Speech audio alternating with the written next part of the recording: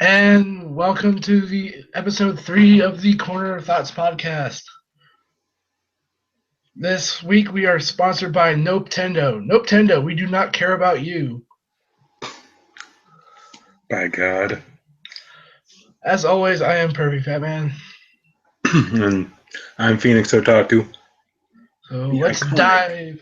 Phoenix Otaku. Let's It's all dive about my right. brand.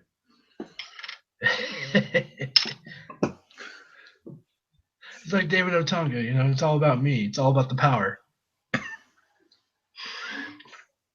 So let's dive right into it. First things first. Many of the RT fans know RWBY Volume 3 just ended not too long ago, about a couple weeks ago. And I personally went back and rewatched the whole show again to do this, so getting right into it. Fantastic season. Whew, brother, the emotional roller coaster that this show takes you on. Man, oh man. Let me tell you something about this. So, Volume 3 starts off with the Vital Festival tournament, which, of course, it's a group of 4, 2 people from that group, and then it goes down to a singles. First couple episodes, you see Team RWBY, you see Team Juniper do their 4-person fight, and then they do. You see Team Sun and like a whole bunch of new people come in. There's an air of serious though during the third volume because a lot of serious stuff happens in there. Like literally, third volume starts off with RWBY talking to her mom's tombstone, her gravestone, and it goes into the whole thing of there was a tournament and them competing in the matches, and this takes place just after the events of volume 2, which ended on a really serious note. And there's a whole thing of Weiss and her family, that's what she's going through, that they go through as well. Of course, so the first 2 episodes out of the way, episode 3 comes along, we get to meet Weiss's sister, Winter, who has come to have a meeting with the headmaster, Ozpin, and as well as General Ironsides, who is the leader of the military for Atlas, if I remember, and RWBY's uncle, Crow. So obviously you can tell right off the bat that something serious is going on, and something serious will happen. Weiss and her sister go back and forth with one another. Of course, she just wants to be the good older sister, but it all kind of transitions to later in the show when we get down to episodes about 4, and 5. We start to see the plan start to come together because we constantly cut back to Cinder and her group of Mercury and Emerald as they compete in the tournament under the disguise of being students while they set up their evil plan. And then we slowly find out that there's something happening involving the Grim, the White Fang, Cinder, and what are known as the Maidens of the Season, like spring, summer, winter, fall. Each woman representing a certain season, and there's an actual story about that. That's actually, I don't remember. It's a RWBY like animated story that came out separate from the actual show. It's like the World of Remnant and the Grimm and all that, the side videos of what RT has done to show how these creatures came to be and how everything built up to where it is now.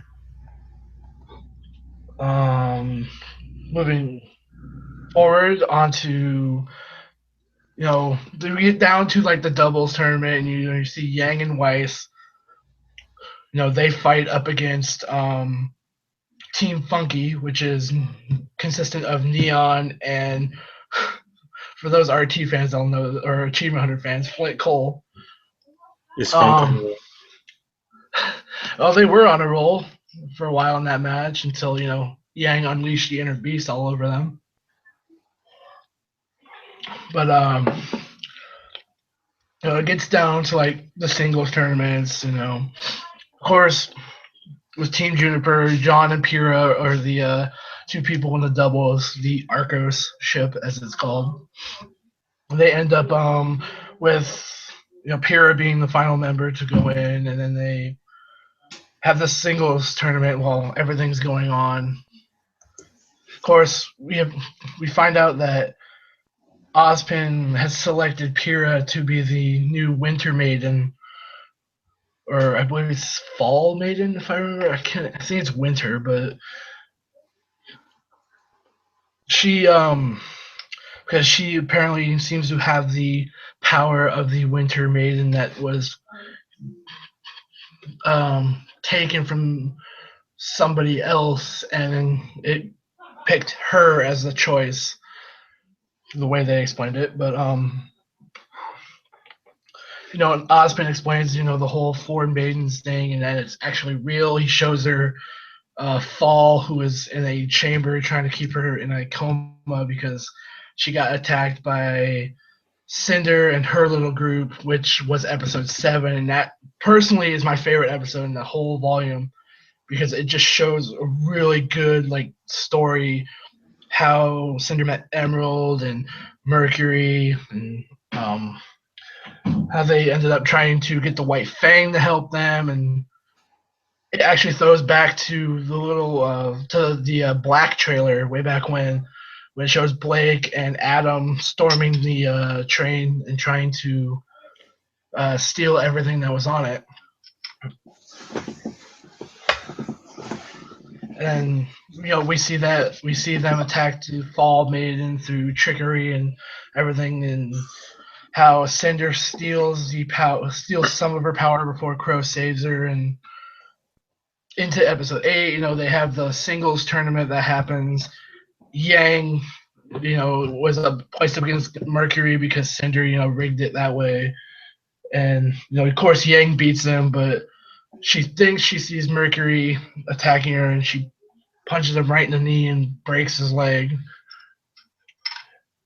And everything that goes there, everything from there starts to go haywire. The Grimm kind of, get upset, and because they feed off of negative emotions, and they start to attack Beacon and the people in the city itself and the academy, and then it unleashes this really ancient Grimm that's like a dragon pretty much that can destroy whole cities. And it gets down to Ozpin trying to hurry Pyrrha into. I'm not going to spoil the ending, so I'm completely going to skip over. I'll leave that to you guys to watch that. But it was fantastic writing for the whole season. The animation was great. Proud of the whole animation team. People pulling 24-hour shifts to make this show happen and to be what it is. I mean, it's crazy. Miles and Carrie have knocked us out of the park. They have been keeping that going. I can't wait for Volume 4 and the new twist that happens at the end of Volume 3.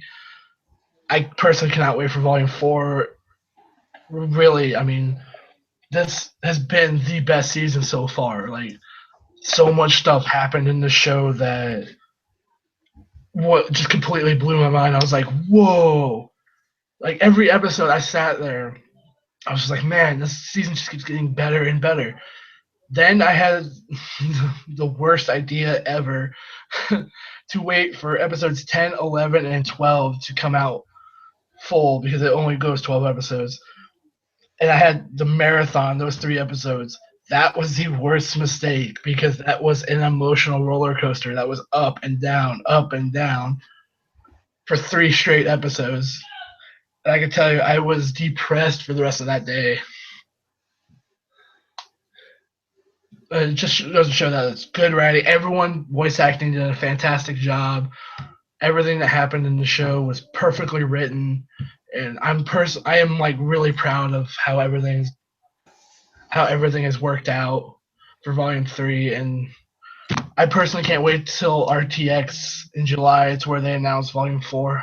That's where they usually announce their new stuff, is at RTX. So which is unfortunately taking place at the same time as Anime Expo, but I'll still keep up with it regardless. But yeah, that literally is RWBY Volume 3, and holy crap, best volume yet. Cannot wait for Volume 4.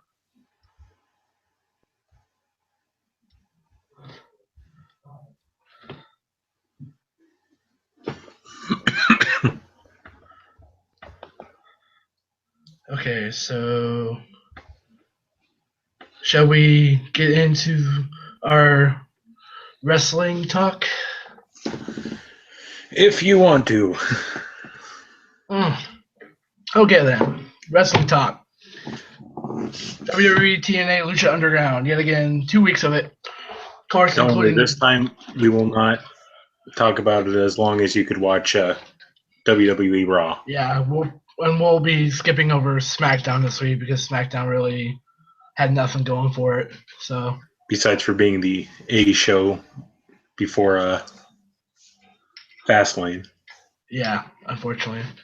So literally, speaking of Fastlane, let's start with the go home show to Fastlane, which had, let's see, 4 matches on it worth noting. So this is gonna be a quick one. The Fatal 5-Way. Really quick before we get into that, though. Honestly, how dumb is WWE's booking? If your main event for a go-home show to Fastlane is Braun Strowman versus The Big Show. Yeah. Which it should have been flip-flopped with the Fatal 5-Way. Then it would have made the Raw worth talking about. But no, you had to have that start off the show. So terrible, terrible, terrible idea. Which it may have been a terrible idea. Fantastic match.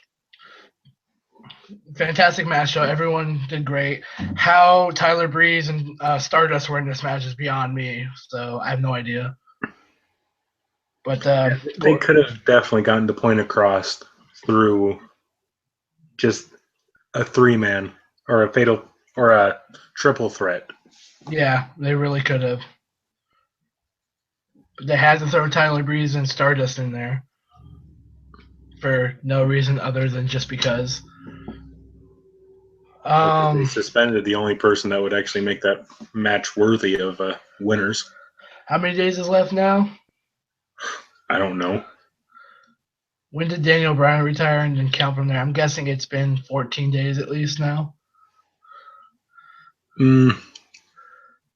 Closer to 20, I think. It's been almost. So he's got another 40 days. Yeah, pretty much. Unless he makes a surprise return at WrestleMania. Right. But of course, this sets up the thing that everybody wanted and should have happened. Kevin Owens wins the Intercontinental title again, so hopefully they plan to keep that on him to go through Mania with it. And hopefully they set it up for what we think is supposed to happen. And hopefully him challenging AJ. But the last I heard, that AJ Owens match is supposed to happen on that stupid freaking house show card that's going to be on the WWE Network. Road to WrestleMania. I don't think it's going to be for the title, though. So that's as far as I know. Speaking of that, I heard Triple H is going to be defending the title on that show. Why? That's just what I heard. Oh, God. Because otherwise no one would have a reason to watch it. Yeah. Oh, my God. There's no point to that. Why would you have that? Because Kevin Dunn knows how to book. Who would he defend it against? I don't know. Hopefully Dean Ambrose. Dean Ambrose wins and beats Reigns at Mania. If that happens, I'll buy a Dean Ambrose shirt from fucking WWE shop.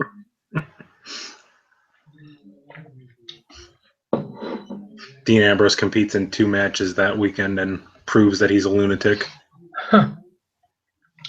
And of course, the other match is AJ Styles beat The Miz for like the fourth consecutive time because that's what he needs to do is beat The Miz, instead of beating other big names. Well, to be honest, everybody recently that The Miz has worked with has actually gone over pretty well until WWE books him horribly. Yeah, I mean, look at the. I get that they're trying to. I get that they're trying to set up AJ for at least a title push, hopefully towards the Intercontinental title, but who knows? Unfortunately, they have him teaming with Chris Jericho now for no fucking apparent reason other than because why not? Well, to be honest, I think that's just going to be a kind of placeholder until he gets some NXT tag teams moving up. To be honest with you, I think they should quite literally, if it's anything, they already had that third match at Fastlane, which we'll get to when we get to the Fastlane card.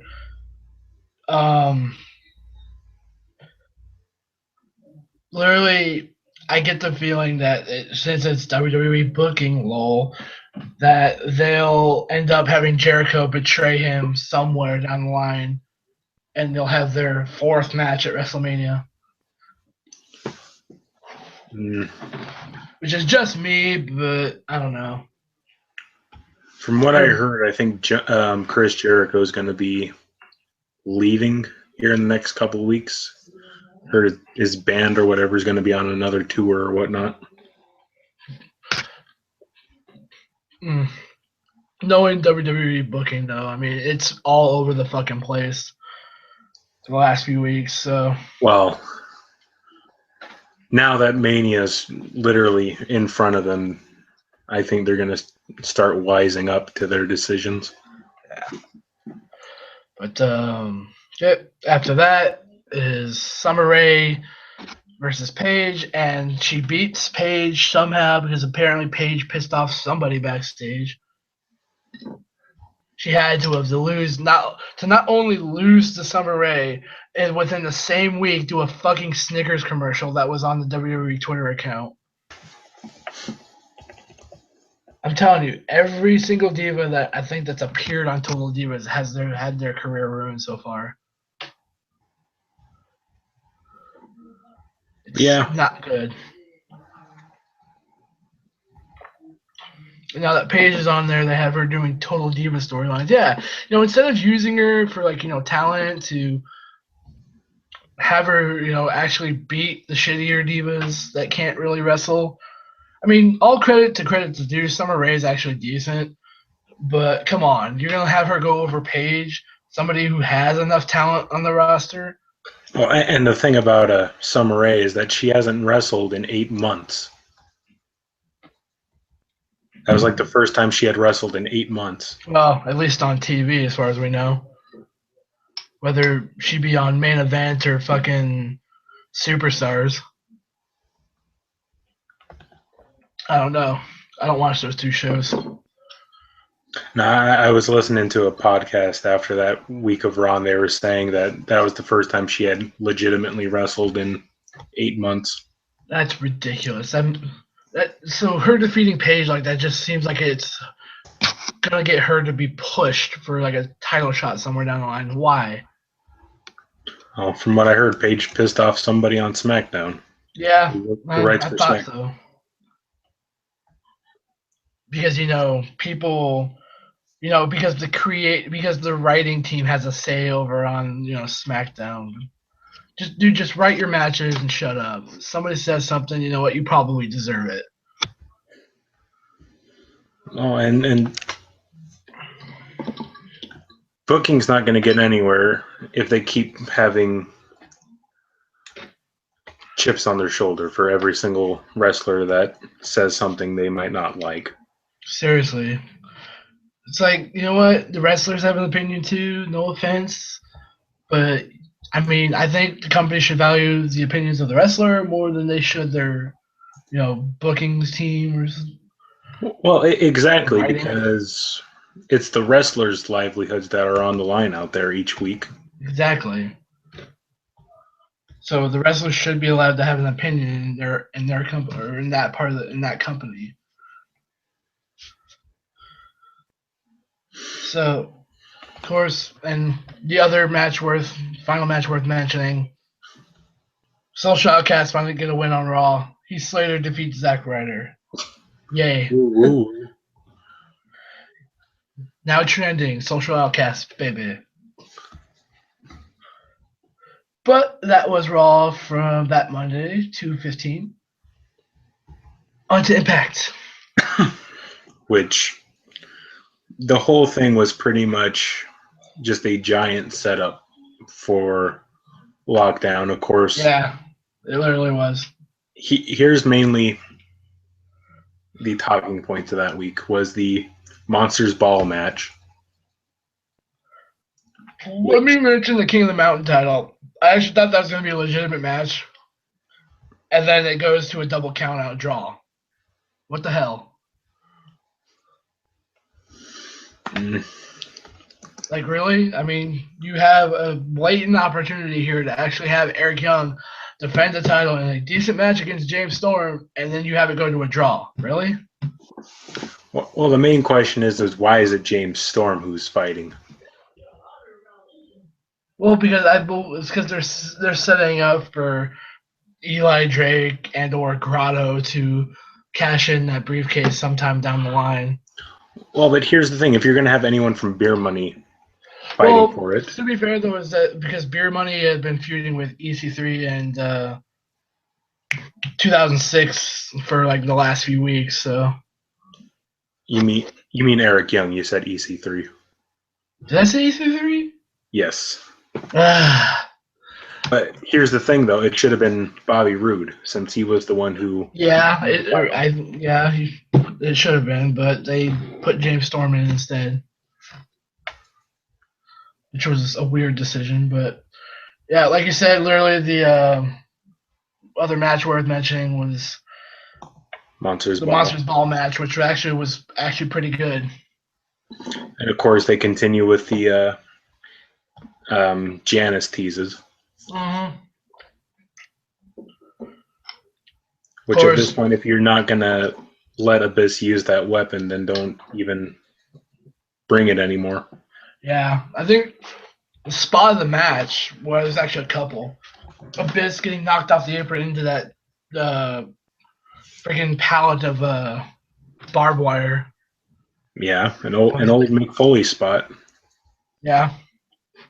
And then the finish to the match, which was the Wolves brainbustering or like holding Crazy Steve up, super kicking him in the face, and then giving him a brainbuster like on a chair. I jumped out of my seat. I was like, oh shit! I'd never seen that before. I was like, damn, son.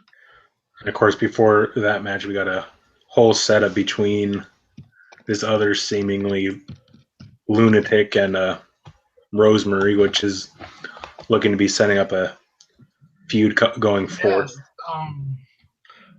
Yeah, it's some dude named Jimmy Havoc that's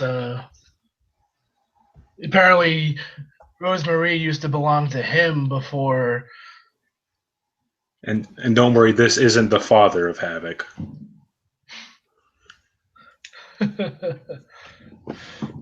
Yeah, literally that was the only real things worth mentioning of that week from TNA. And of course, your main event was I want to talk about the main event really quick. Yeah. EC3 versus Tyrus and Matt Hardy, and of course Rockstar Spud comes in and evens up the odds. Because when you think evening up the odds, it's Rockstar Spud that does so. And of course, all of that entire show is just a setup for the the televised pay-per-view of Lockdown, which just shows how financially ruined TNA is. Mm-hmm. Speaking of that, it just went up for sale today, apparently. Really? Yeah, from what I've been hearing. Let me actually look that up because. Hey, if we've got the money, maybe we can purchase TNA. We'll buy it for $3 million. Well, no, we'll buy it for $2 million. It costs less than WCW did to WWE. Get contracts with TNA. We'll make $500 a week for 14 weeks and $1,000 advance. Right, so they're looking for investors apparently. Oh boy. Doesn't that say something about TNA's product right now? I can imagine they'll be looking for another TV channel to go to once Pop lets them go by the end of the year. According to the PW Insider. Or at least to like the middle of the year, depending on how long their contract is with Pop. I think they got a pretty good contract with Pop, but apparently, according to PW Insider, the reason why they're looking for investors is because they're trying to expand. Yeah. Why, though? Why are they trying to expand? I don't think they can afford to expand. Well, and it's because apparently their current financial situation is not allowing them to do so.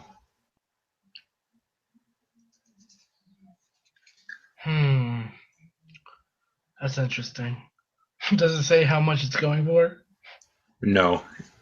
Damn it. But apparently Panda Energy is going to remain owner in name only. Oh. I was going to say, I have like $200 I could throw into that. It's about what it's worth, right? Nah, that's highballing it. I got $60 sitting right here on my laptop.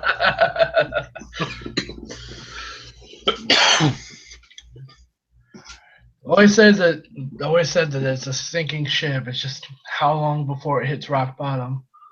Well, once Dixie Carter sells that company, it'll be much better. You need to sell it to somebody who actually understands wrestling, though. That's the whole thing. Sell it to Eric Bischoff. If they do the whole Ted Turner thing to where Dixie Carter gets kicked out and it's put into the hands of people who don't know what the hell wrestling is, then that's gonna end up like WCW. Well, I think honestly Eric Bischoff should try and buy it. Yeah, I don't think he wants it. Well, yeah, true. He is also with Global Force Wrestling, which who knows? Maybe in a couple months we'll see. Well, I've heard Global that Force Wrestling Global Force Wrestling is actually making a buy for TV now. Mm-hmm. Who knows? Maybe we'll be watching Global Force Wrestling Impact instead of TNA Impact in a couple months. Yeah, maybe. But anyway, on to Lucha Underground from the last 2 weeks. So this was February 17th version of Lucha Underground, which was a fantastic show because we started off with the trios tag team match: Ivelisse, Son of Havoc, and Angelico against Chavo Guerrero, the returning Chavo Guerrero, and the Crew. It's actually a fantastic match, very hard hitting, a lot of high flying spots, which was amazing, especially with Son of Havoc and Angelico. I've said it before and I'll say it again. Those two guys are the most impressive high flyers I've seen in the business today. Like every single time I see them, I am blown away at how good they are, what they do. Especially guys like Son of Havoc. Like this is a dude wearing a lucha mask, wearing black tights, like just a regular dude in a lucha mask. I'm like, dude, this guy is like, he's like one of the best high flyers, and he's actually like he's a decently big guy too, which is amazing. And Angelico especially, that dude can hit so many high spots perfectly, and it's ridiculous. Like we've seen it before with him, the dives from Dario Cueto's office with the drop kick or the flying crossbodies. Guy's insane, and he's definitely one of the best high flyers in this business that he puts on his show.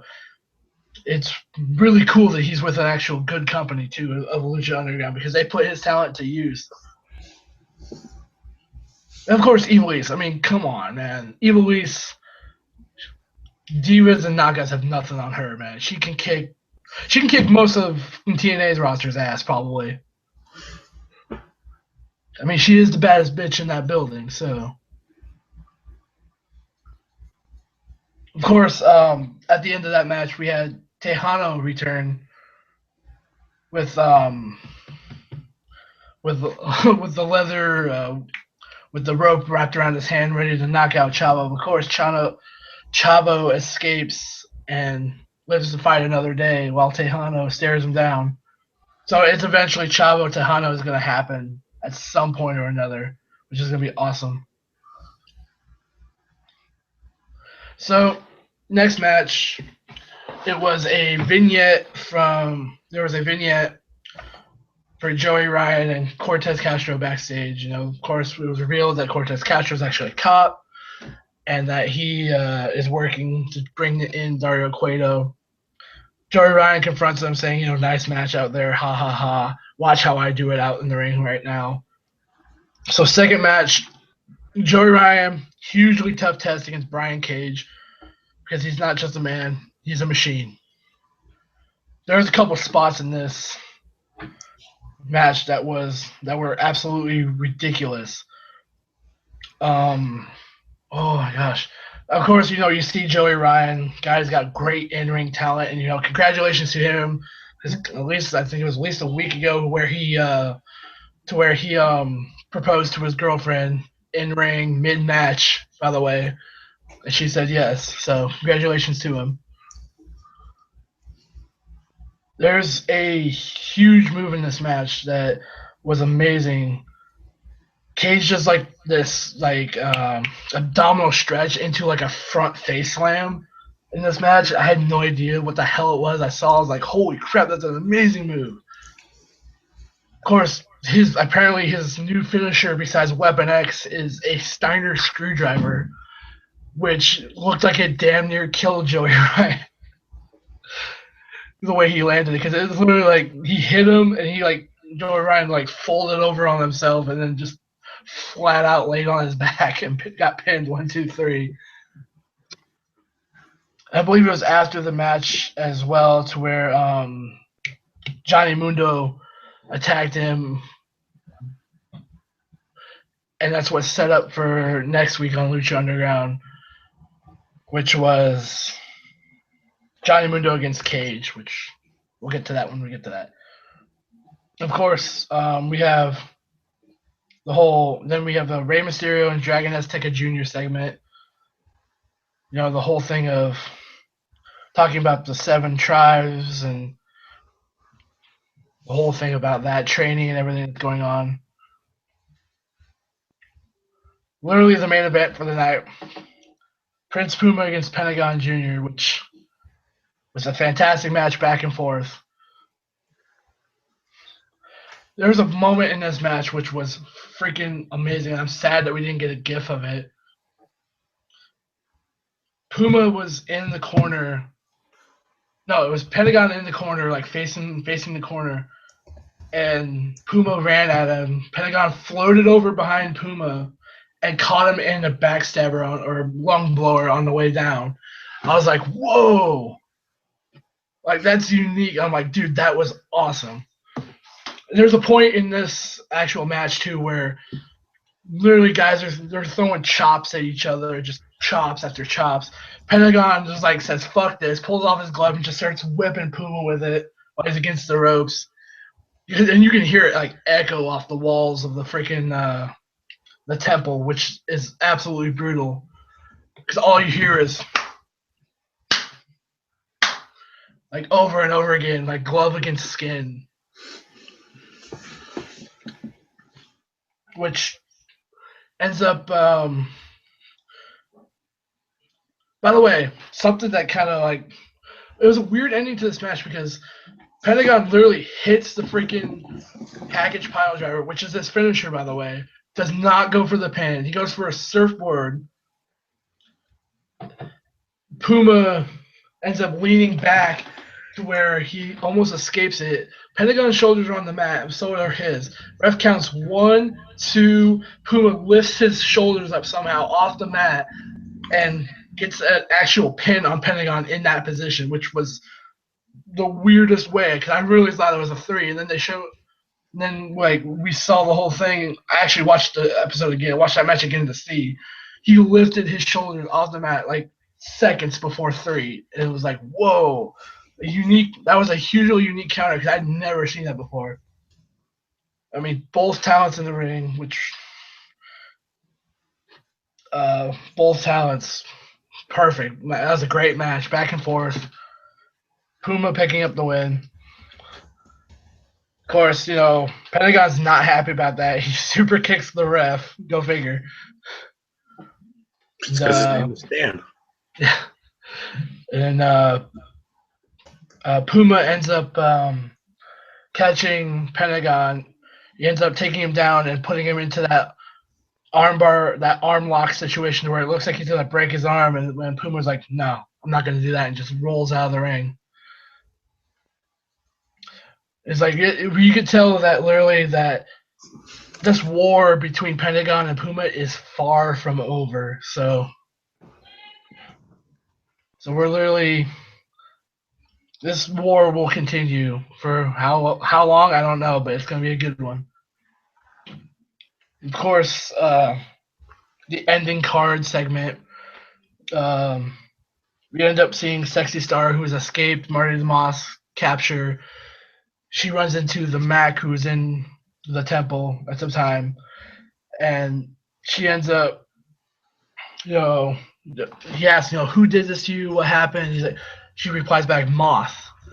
And he's like, oh, Marty the Moth. He's like, I'm going to kick his ass. And she says, no, not him, her. And we didn't even get to see who it was. It was Marty the Moss sister. But unfortunately, we did not get to see who it was. So we'll have to wait until she makes her debut. She'll hopefully be here soon. But yeah, that was Lucha Underground from that week, which was awesome. The real question is, though, is anyone going to be around to see it? Because Lucha Underground continuing to lose ratings. Unfortunately, yeah. I mean, I don't know as to why they're losing ratings, but they really should. I mean, El Rey Network is doing really good for them. They plugged the crap out of Lucha Underground, so. Especially, not only that, you see commercials for it on Raw each week. Oh, during Raw, I know, which is amazing. So I don't understand why they're losing ratings. Who knows? Maybe Jim Cornette getting to people. Yeah, people who listen to Jim Cornette are sheep. Who knows? Maybe he threatened them with a gun. Listen to Vince Russo. Russo knows what it's about. May not like the guy early on in his career, but he definitely knows what he's talking about. Exactly. So, I guess we should move on to the internet's favorite pay-per-view. Fastlane. Yeah, the greatest pay-per-view for the internet wrestling community. Which give this show 3.5 stars. Yeah, I mean, it wasn't anywhere near the worst pay-per-view of all time. So start off with this. Why in the blue hell was the Ryback match literally no, why was even like the surprise, hey, Curtis Axel versus what's up versus R-Truth match, like the semi-main event? Why wasn't that the US title match? Well, here's the thing. That match wasn't even originally sanctioned for the pay-per-view. And they did it as like a surprise thing because they were running early, so. Mm-hmm. And that whole thing could have been avoided if they would have just ran each match for like 2 minutes longer. So literally, they could have put the whole New Day segment and everything on the pre-show along with that Curtis Axel match, and bumped up the United States title match. So every single title would have been invented on the card and not on the fucking pre-show. But yeah, Except for the tag team titles, which apparently WWE forgot about. So. Well, I mean, here's the thing, though. The Usos, you're tired of seeing them fight for the titles. Yeah. It The was a League of perfect Nations. opportunity for them to bring up Enzo and Cass, and they did no such thing. Well, if they were to just show up and have a tag team title match that night, it would make no sense. The only possible decision. Well, it's because I think it's because they're so over. That's what everyone kind of expected. Well, the only possible title match you could have had was the New Day versus the Dudley Boys.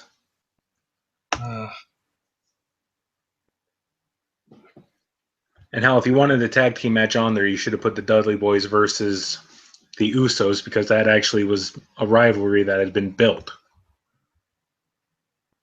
Or had started to be built. Just going nowhere fast. But anyway, the first match was on the pre-show, of course. Kalisto against Del Rio, 2 out of 3 falls for United States title. Which, to be honest, was a good match. It was a good match. Many reasons was because of Mauro Ranallo's commentary. And the best thing about that match is that almost seemingly improvised trio of woe from the middle ropes that got Del Rio his first fall. Yeah. Instead That's the thing too, is that he kept going for it throughout the entire match, and it's like, really, at this point, really, why do you keep doing it? You've did it twice already. Stop doing it. Because he's a heel and he has to get booed for some reason, so why not give him the same shitty move that nobody likes? But you don't get as much percentage towards your finisher if you keep doing the same move over and over again. Well, apparently that is his finisher now. Really? That's his finisher now? Come on, man. They should at least make that a signature and have him still keep the freaking cross arm breaker, because he can still do it. Why he's not doing the cross arm breaker anymore, I don't know, but well, because apparently, according to the wrestling community, submissions are not a way to end a match anymore. But that's his finisher. Of course he's going to end the match like that. If you have a submission for a finisher, you're allowed to end the match like that. But if you just end it in like a regular old submission, then we don't want that. I understand that Del Rio's finisher is a damn cross arm breaker. Of course that's a submission. That's his finisher. No shit. It's something like a person like AJ Styles using a finisher, using a submission to win a match is something that is something that people should be mad about. This guy has a finisher, and WWE pretty much shit all over it in his match, and we'll get to that. But anyway, Kalisto ends up winning it 2-1. No surprise, they're gonna keep him, and yet he continues to lose to Del Rio on both Raw and SmackDown. And they wonder why the championship means nothing. Yeah. It was just like when Seth Rollins had the world title. He would lose on free TV, so what's the point of seeing it on pay-per-view? What's the point in paying to see him fight for it? Yeah. By the way, that's another thing. Mauro Ranallo did the fucking pre-show. Are you kidding me? Why wasn't he on the entire show? Because this is still Michael Cole's company. Why wasn't Michael Cole on the pre-show? Mauro Ranallo can get his pay-per-view licks in. I better hear him at WrestleMania. If not, I'm going to be severely upset. And here's the thing. You can physically tell what Mauro Ranallo adds to a match because the actual pre-show match was exciting. Yeah. And it actually made the story behind the match seem better than what it truly was. And then Michael Cole comes in, and the pace of the whole pay-per-view just slowed down despite the fact that it finished early. And JBL, who just completely sucks at commentary, Yeah. was actually on his game when Mauro Ranallo was on commentary. Yeah, indeed. Because friggin' both Morrow and JBL, they mesh well. As much as as much as it's weird to say that, they mesh really well. Both can play off each other. JBL, I mean, sometimes, but he's still fairly good commentary. Cole, not so much anymore. No. And Byron, he's busy slipping blood packs to Roman Reigns. So. Which, I mean, if you don't pay attention, which I wasn't, and you don't go on the internet and read it, you wouldn't know the difference.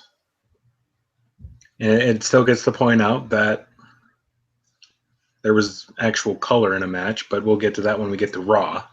Yeah. So anyway, we actually start off the show with probably the two most over divas or women in the division that aren't named Paige. Yeah. With Sasha Banks and Becky Lynch versus Team Bad because they're still going with that. Why, I don't know. Yeah. Well, it's just because they're Team Bad because they're too bad to watch. No, not according to JR. Apparently, JR thinks that Naomi is the most underrated Divas wrestler in WWE. That's like saying Eva Marie is the greatest technical wrestler in the WWE history. Yeah, no shit, right? I don't understand how somebody could think that. I mean, I get that she's improved from what she used to be, but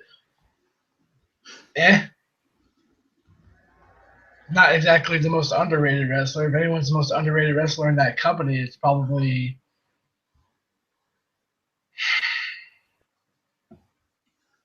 I really couldn't tell you, actually. I would say Cesaro, but he actually gets title shots. I was thinking more along the lines of women. Like, I don't know who's the most underrated women's wrestler in that company. Maybe Carmella on NXT. I don't know. No, because she got her championship match. I would probably say Summer Rae if you had to pick somebody. Yeah. Because she's been gone for 8 months doing God knows what. No, I'll tell you what she's been doing. She's been doing stupid manager jobs for Rusev and Tyler Breeze. Did she do another Marine movie? Is that why she's been gone for 8 months? Oh no, like I just said, part of those 8 months were her being a manager to Rusev and Tyler Breeze. Yeah, that's true. Which is understandable if you forgot, because WWE wants you to forget about that Rusev angle. Yeah, there's shit to do.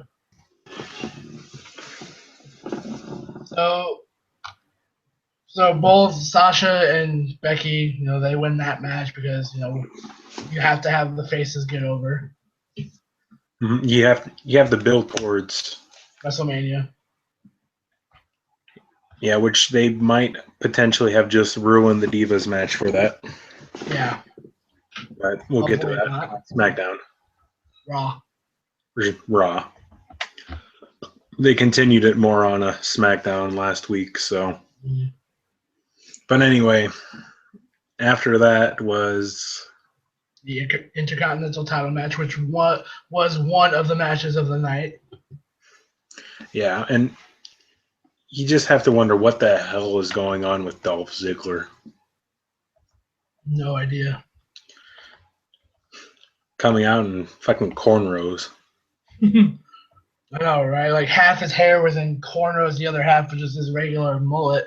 I was like, what the hell even hairstyle was that?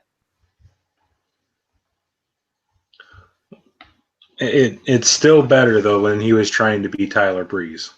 Yeah, no shit. But this was actually a very back and forth match. Surprisingly, couple spots in this match. Ziggler getting fucking neck first whipped into the damn turnbuckle. Jesus Christ. Some of those spots, man, and you wonder why wrestlers get injured. Oh shit. Of course, there was super kicks had for everybody in this match. Of course, the internet got severely pissed off at JBL for saying super kick party. It's a super kick party, Mago. Like, no, JBL, don't fucking say that. We don't need that to be an actual thing amongst wrestling fans now. You need to keep that in NJPW and on the indie circuit for the Young Bucks and not have it on a major mainstream show like Raw. The internet wrestling community seems to get pissed off at the worst things.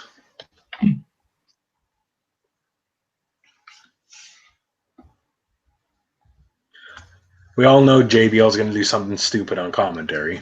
Yeah.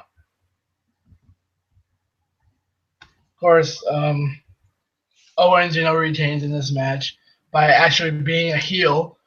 Ziggler went for a super kick to end the match, but LOL WWE ending the match on super kick. Owens dives behind the ref. Dolph gets stopped and gets caught by Owens, pulled up and into a package or a pop-up powerbomb for the win, which actually surprising. He didn't use the package power, the sit-out package bomb that he normally does for pay-per-views, and he didn't use the package pile driver, which is bullshit. Still not as great a finish as the R2K16 universe. Oh shit, we booked that a lot better, actually. All we had to do was throw Brock Lesnar into it. But I remember the matches for the show. I just don't remember the order in which they happened. Yeah.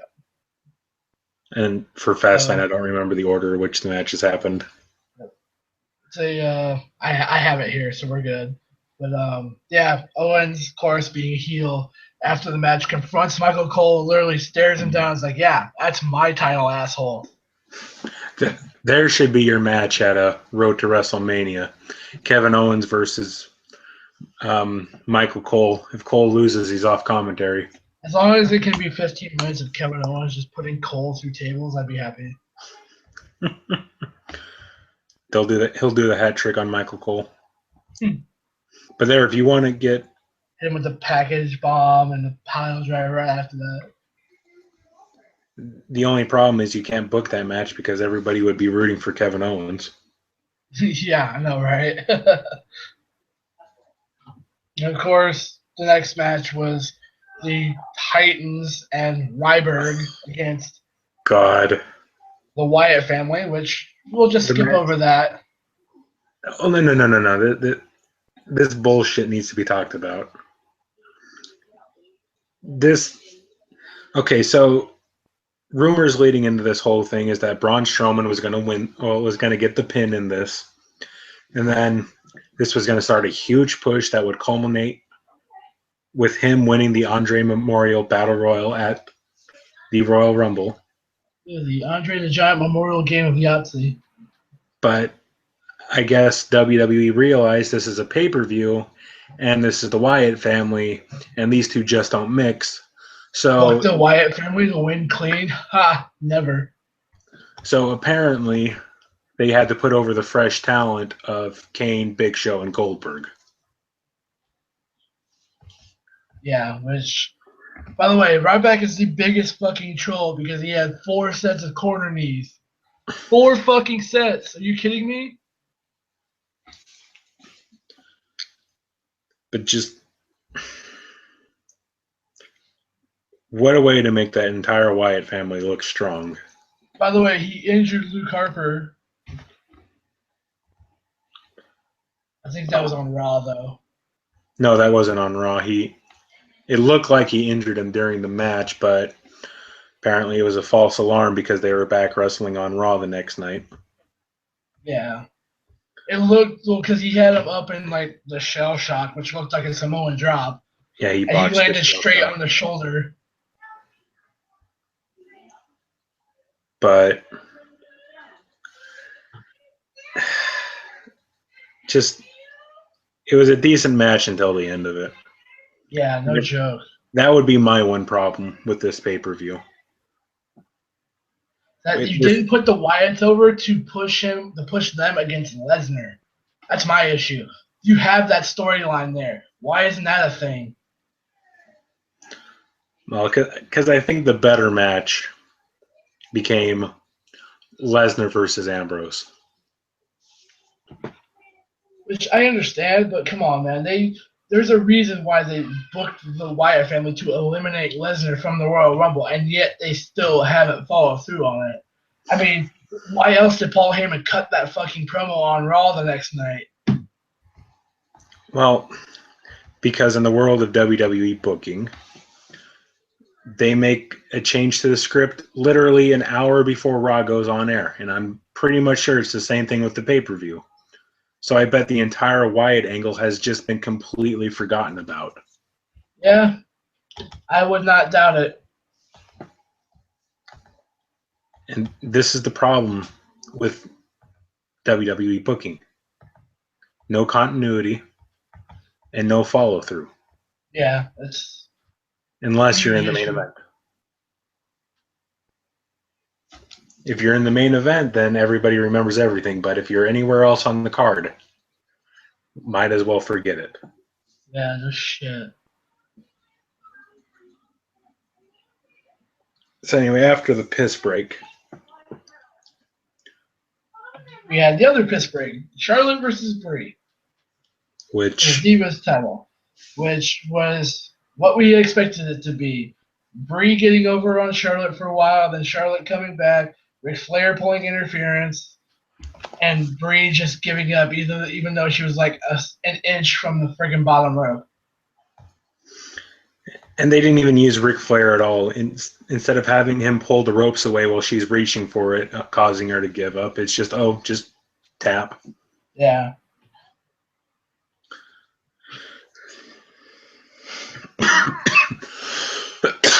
Of course, after that, we end up going into the second match of the night. That was the perfect opportunity, by the way, to get rid of that Divas belt. Yeah, no joke, it was. Have Brie Bella win it and retire with that belt. Yeah, but no, they didn't. So. But no, that Divas title is too important because Total Divas. Yep. So then, we get to the other match of the night. Jericho and AJ. This actual match was something I was excited to watch, and it was actually good back and forth. Here's my issue with it. AJ Styles has his finishing move, belly to back mat slam, aka the Styles Clash. Styles Clash. Motherfucker has used it every single time. It's his finisher. He's hit it in every single promotion out there except for WWE. He hits it. He's only pinned one guy with it in WWE so far, Curtis Axel.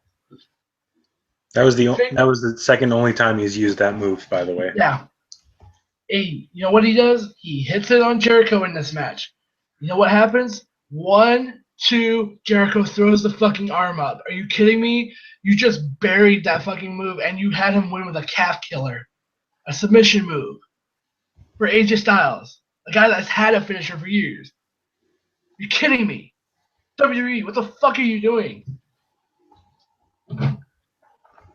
Way to bury like every single promotion out there. Way to bury ROH. Way to bury PWG. Way to bury NJPW, by the way. Because he's used it there and he's won matches with it. TNA. They don't care. They always bury TNA. Oh, but that actually reminds me of something. For the Titan versus Wyatt, that little video package, they were actually using, in the background, if you're listening to the music, they were using AJ Styles' theme song from TNA. Oh, that was in the video package, yeah. Since TNA lost all rights to AJ Styles, now they get that music now too. Since TNA can't afford to keep it. So you have to imagine that Dixie Carter was watching that pay-per-view just crying at the fact that she doesn't have AJ Styles. I bet. And of course, they don't even use a video for TNA from AJ Styles. Nope. Instead, his Really, only appearance in WCW. Which was stupid. Like, really? He has plenty of video of him everywhere, including New Japan. Come on, really? You're getting Shinsuke Nakamura from over in NJPW. You couldn't cut a deal to show some footage of AJ? Probably not. Ridiculous. There's a couple times in this match where I thought Jericho was actually trying to injure fucking AJ because he kept fucking drop kicking him or whatever off the fucking top rope, and he almost lands on his fucking head a couple times. Well, I think AJ brought up that spot because he's probably the only person on the roster that can take a spot like that. Yeah, now. Anyone else, that would have been an injury.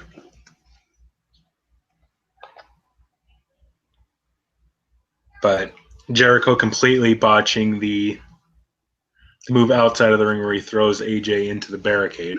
Yeah, no shit. Jesus. And of course, that's him showing his age. Yeah.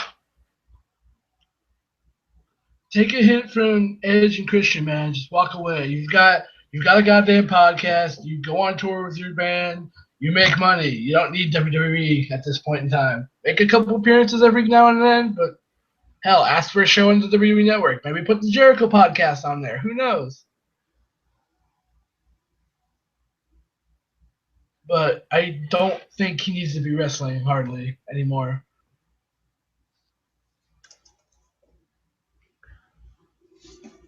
But had they not done the Styles Clash and they would have just won with a submission, it would have been fine.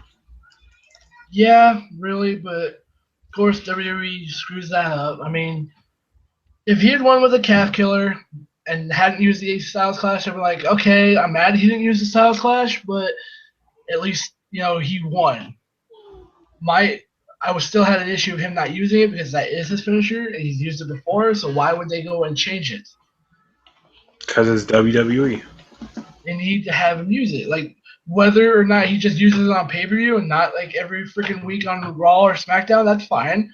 Kevin Owens does a package power bomb and a set out package bomb and a package pile driver on fucking pay-per-view. So why can't AJ just use his Styles Clash on pay-per-view? No, instead they have him finish the match with a submission that he uses in New Japan as a signature. Like, that's one of his moves besides the Pele kick. It's a signature, not a finisher.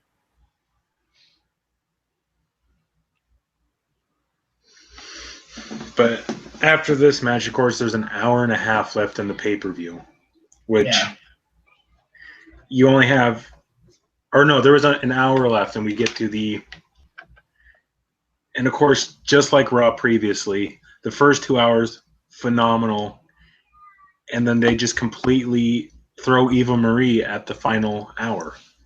Yeah, they had no idea what they were supposed to do. So we had the Cutting Edge Peep Show, which brought out Edge and Christian in the New Day.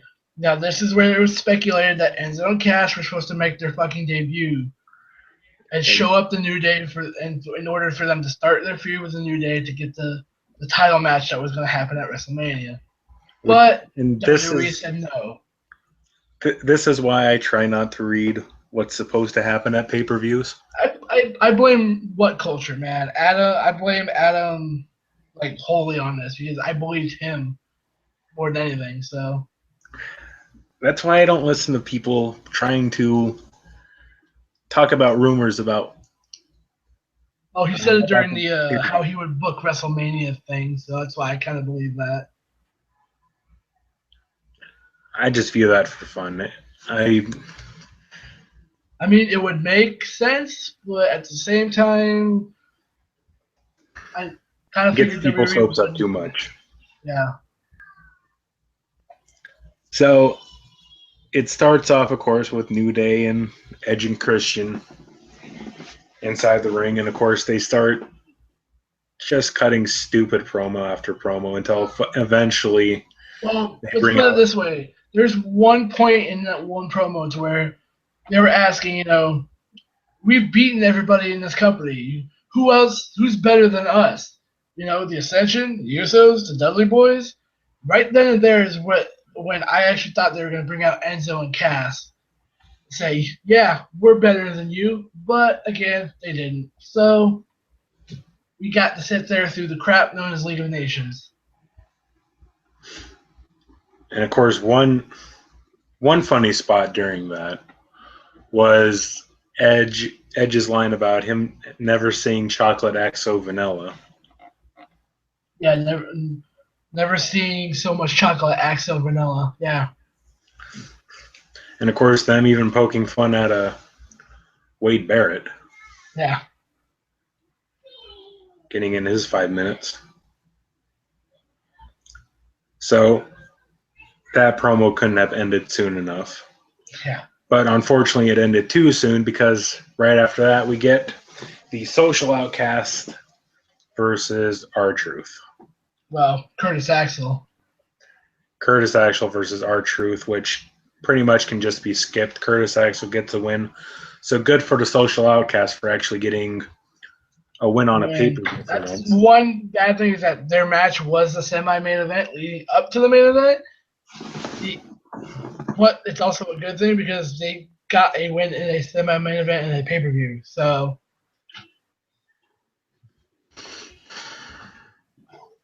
WWE, you have your Social Outcast. You have the New Day. Hello. So we have still alive. So we have 45 minutes left in the pay-per-view. And now it's time for the main event. And of course, Paul Heyman just showing how great he is as a manager or an advocate or however you want to title him. Yeah, he did the intro for Brock Lesnar, which was fantastic, by the way. Which you put him with Roman Reigns, and I think he could get Roman Reigns over. Maybe, I don't know. It would keep Roman Reigns from doing stupid dialogue like sucker and succotash and tater tots. If they had Paul Heyman do all his talking instead of just him doing the talking now, maybe he would be over. He would still be booed out of the goddamn building, but he would be over as a heel and not as a face. Well, if he becomes a heel, then he could just talk on his own instead of doing the stupid, shitty, smiling shit. To be fair, I think everybody that Paul Heyman has managed has become a fucking face at one point or another. Because Brock Lesnar got the biggest fucking pop of the night when he came out. So of course, the big spots for that match, and this was actually a good thing WWE did. If you look through most of the pay-per-view, they kept most of the action inside of the ring. Mm-hmm. So when stuff like Brock Lesnar being sent through tables and actual fighting outside of the ring happened, it actually had felt special because this is something you haven't seen at all throughout the entire pay-per-view. So I got to applaud WWE for that. But then again, a mucking can get one line right on a typewriter. But so Brock Lesnar going through both the Spanish and English announce table by getting a double power bomb from Roman Reigns and Dean Ambrose. Of course, Paul Heyman was quite brave during this match too. He wandered near the German announce table. And then, of course, the crowd just going crazy when Dean Ambrose attacks Roman Reigns. Yeah, shit, dude. And then, ultimately, Dean Ambrose takes out both Brock Lesnar and Roman Reigns out with a chair, only for Roman Reigns to no-sell it because of little Roman Reigns. Yeah. Reigns there's the one point before this that Roman had Ambrose up on his shoulders for Samoan drop, and Brock came in and Germaned the fucking both of them, which was cool. Yeah. I had completely forgotten about that spot. But Roman Reigns spears Dean Ambrose, gets the pin 1, 2, 3, and Of course, Roman Reigns going to WrestleMania, No shocker there. and they still had 10 minutes left in this pay-per-view, which They really could have set up anything in that 10 minutes. Instead, here's what they should have done. Is they should have drawn that match out a little bit farther. My one problem with this match, it wasn't the finish because I expected Roman Reigns to win because WWE is just that stubborn. But what it should have been is that Dean kicks out the spear at 2, Lesnar gets up, gets taken out by a Superman punch, and then as soon as Dean, he gets back up, he catches Roman in the dirty deeds, like hooks him up. Roman shoves him away. Dean bounces off the ropes. Looks like he's going for like the wacky line clothesline that he does. And Roman ends up spearing him. But the match just seemed quickly paced for a pay-per-view that was already just under time. So they have 10 minutes left, and instead of Triple H coming out and just beating the shit out of Roman Reigns and them going at it, which should have happened because these two just hate each other. Yep. Instead of them brawling for 10 minutes, it's just, of course, Triple H comes out, stares at Roman Reigns in the center of the ring. They get face-to-face in front of the WrestleMania sign. And with 6 minutes left in the scheduled pay-per-view time, we go directly into the Edge and Christian show. So just the last hour of the pay-per-view really killed it. Yeah, it really did. I mean, the matches were great. The actual in-ring fighting was pretty good. Yep. But just the last hour, you could have just completely skipped it, and it would have been the greatest pay-per-view you've seen from WWE in quite some time. If they had actually kept the U.S. title match on Fastlane and swapped it out for like that Social Outcast match or whatever, then that would have been a better pay-per-view. It would have been actually probably almost as good as Royal Rumble. Yeah. But, of course, that sends us into Raw. And, of course, the past week it's been set up for the whole Vincent J. McMahon Award of Excellence. And to be honest, when they revealed the winner, it kind of feels stupid for not thinking that this is what was going to happen. Well, it was the fact that, surprise, surprise, Stephanie got it. But a lot of us expected that Vince was just going to be like, me, Vincent J. McMahon Jr. So anyway, Stephanie comes out and she's talking about how she wants to make remarks, starts talking about Triple H, only to get interrupted by "Here comes the money." Here comes the money. And to probably the biggest pop that WWE has heard in quite some time. Yeah, Shane McMahon, who nobody thought they would see come back. Yeah. You heard people talking about Goldberg coming back. Which that's just a rumor as far as we know. So. Well, I mean, people talked about if there was going to be a surprise return, it was going to be someone like Goldberg. No one ever would have thought it would be Shane McMahon because, I mean, he's still on the board for his You On Demand company in China. And so Shane McMahon comes out and, of course, gets at it with his sister, Steph, and she's talking about how she's been running this company. I go on Twitter, I'm like, yeah, you've been running it into the ground. Like 30 seconds after that, Shane McMahon says, yeah, you've been running this into the ground. And let's talk business. And, of course, he starts a real shoot with this company.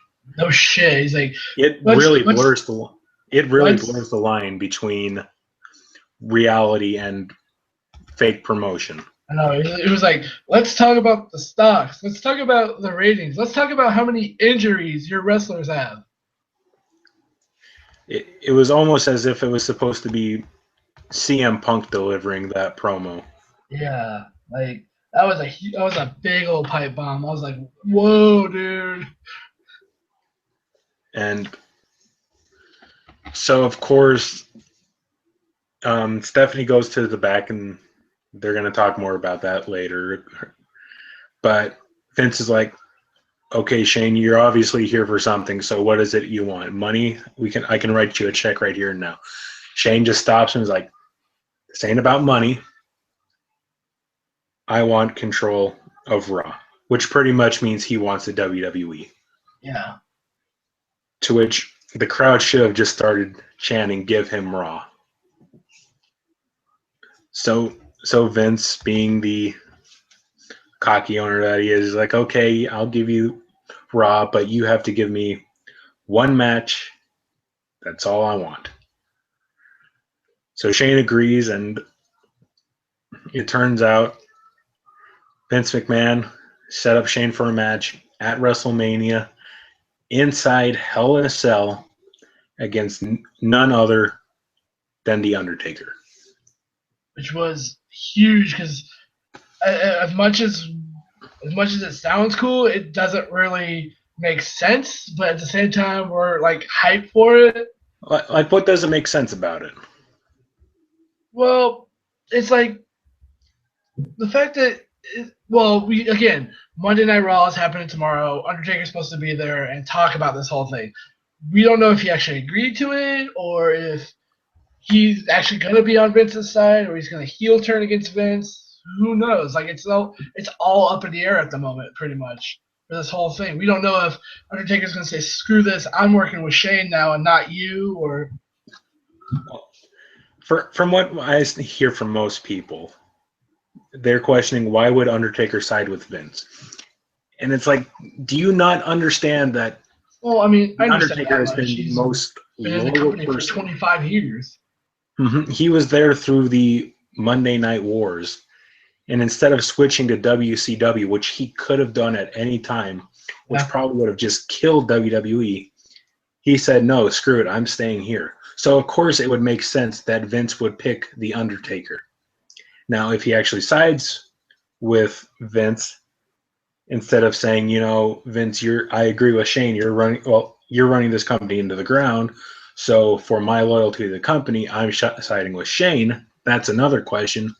But the reason why he picks Undertaker, it makes complete sense.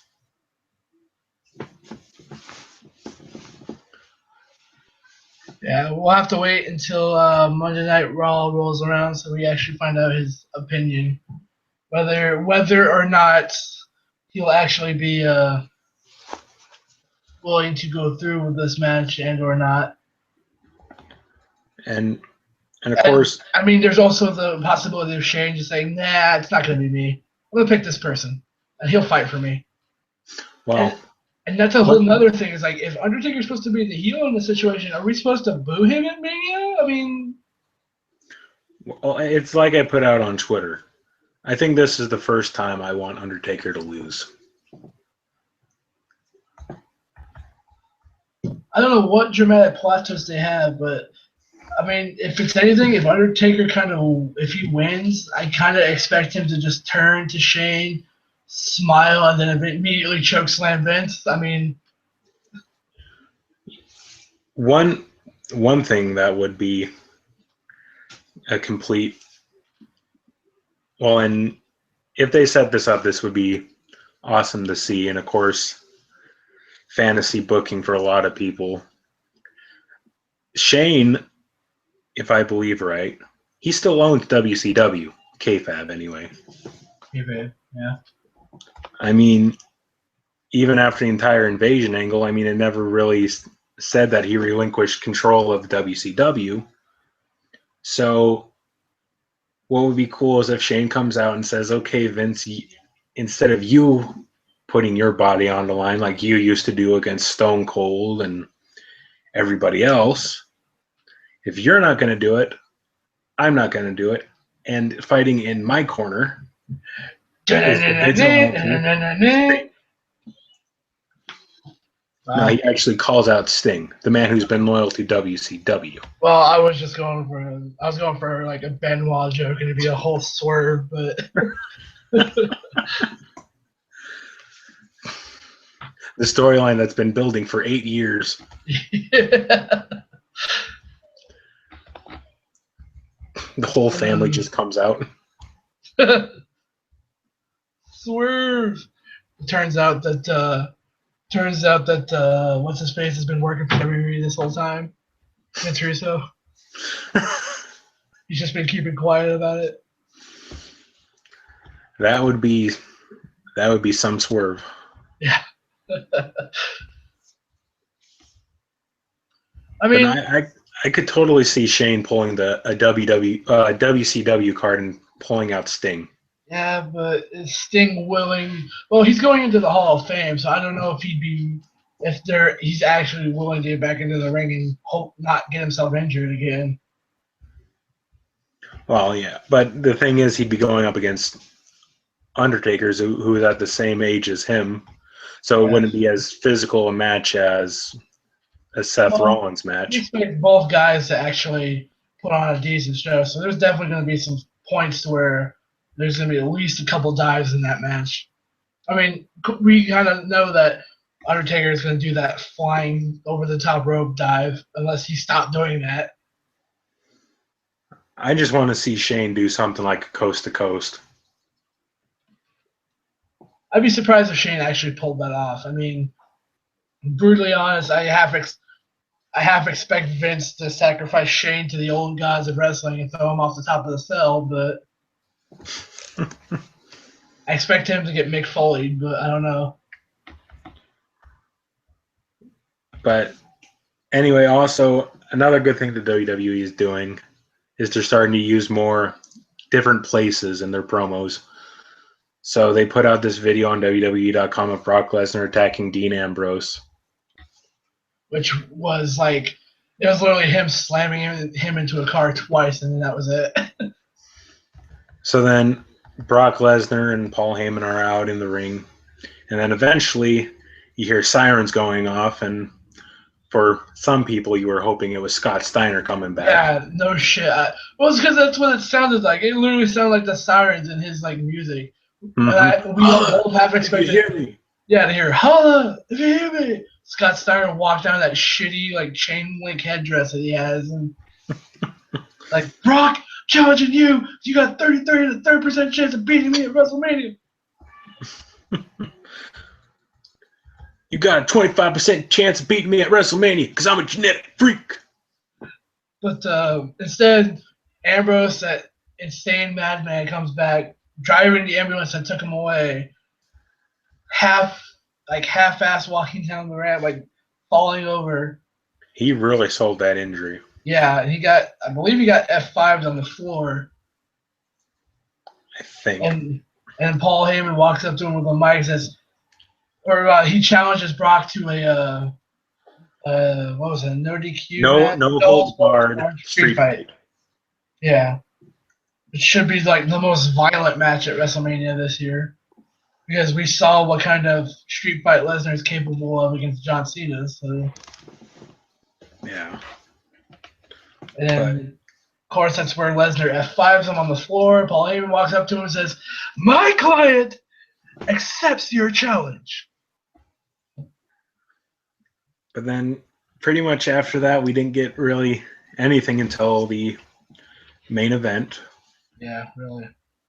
Where at the end, and pretty much the whole highlight of it was Triple H coming out and just does a massacre on Roman Reigns. Yeah, because it's Roman Reigns is supposed to be going up against Sheamus or whatever for the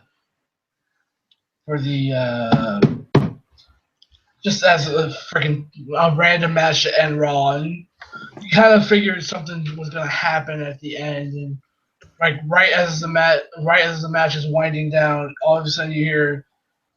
I think he came out to the game. I don't remember. He might come out to King of Kings. I don't even know. No, he came out to. No, actually, he did come out to the game, I think. But this is the good thing. It's a good thing. He came out in a leather jacket and fucking blue jeans. This is the Triple H that we want. He Not came out fucking in suit and street tie. clothes. Yeah, not fucking suit and tie Triple H when he's coming out to the game. No. He needs to keep King of Kings for that. The game is strictly for him to wear like street clothes and like his wrestling gear. But anyway, he just does a beat down, takes him to the table and to the announce table and just starts smashing his head against it.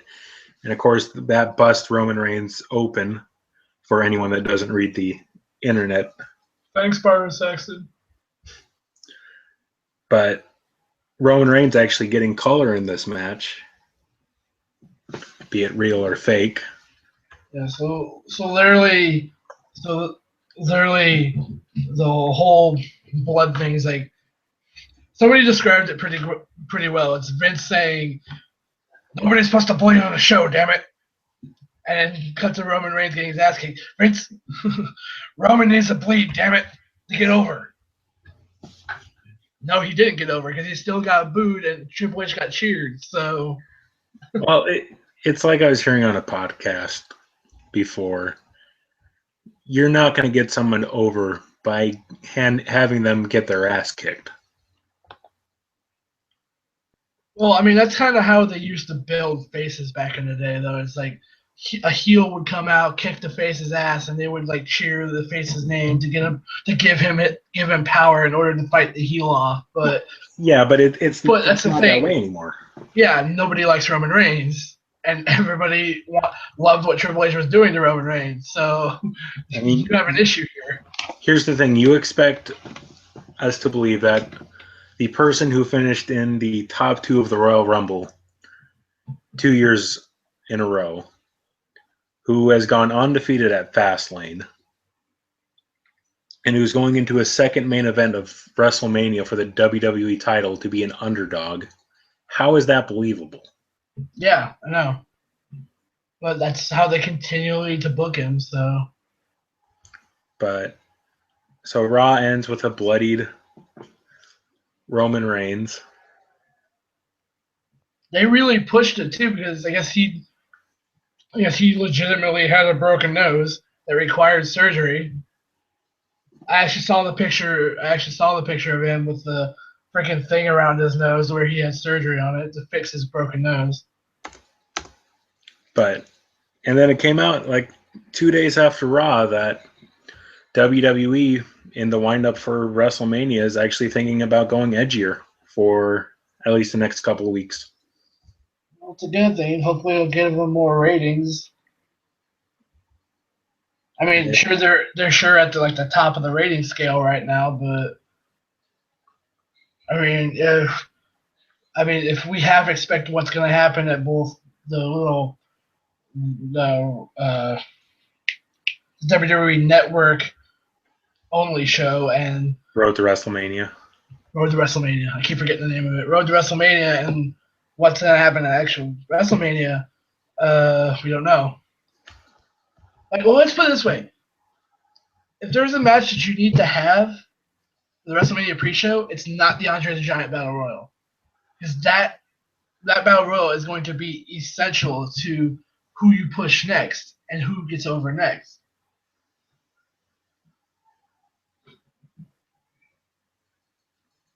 Yeah. But let's take a quick break. Yeah, we'll take a quick break and we'll come back and we'll talk Impact and Lucha Underground. Yeah, we'll talk lockdown and then Yeah. news and everything. But I will be right back. We'll be back here in a couple minutes.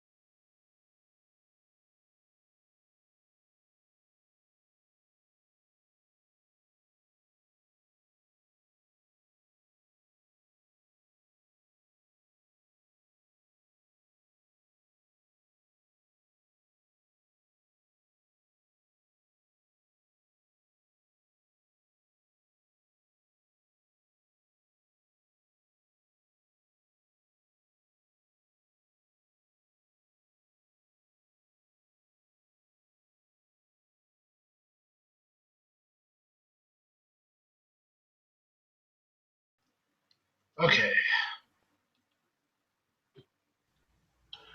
All right, we back. Yeah, we are back.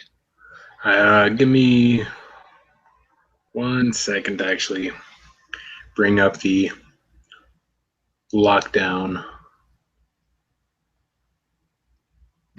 card.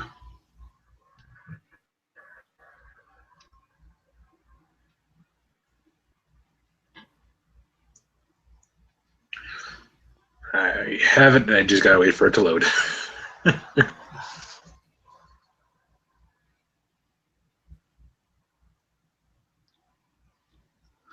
If it actually will load. I have it as well.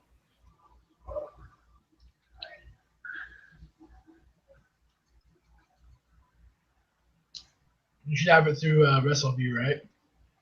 Huh? Russell, yeah. Yeah. But this way, they're the only ones that do like a fair review of every show. Unlike 411 Mania that pretty much just shits all over everything. Oh, there can be times when you're reading the one for Raw, the guy will just go completely on his own little bias instead of just giving the results. I haven't noticed that. I've been using WrestleView for like Raw and everything, so I haven't really noticed that though. It only happens a couple of times.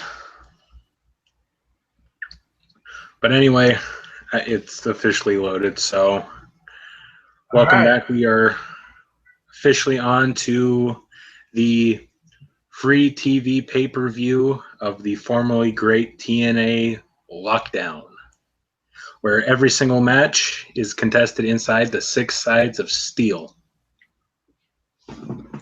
Or a steel cage match, pretty much. Yeah. So literally, this Lockdown was okay. It wasn't as good as like some of the earlier Lockdown pay-per-views back when it was actually pay-per-view, but this was actually okay. It was worth watching because of all the storylines, except for the finish of the pay-per-view, but we'll get to that later. It doesn't compare to none of these matches, by the way, compared to the 2006 Lockdown match between Christian and Abyss. Yeah.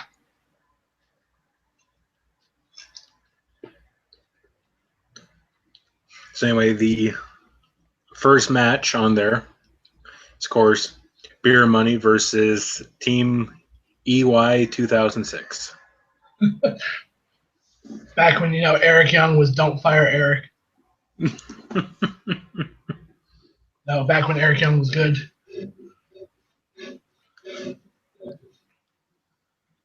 It was an all right match. I mean, it started on the outside, which was cool, as Bobby Roode and James Storm jumped both Eric Young and Bram on the ramp on the way to the ring.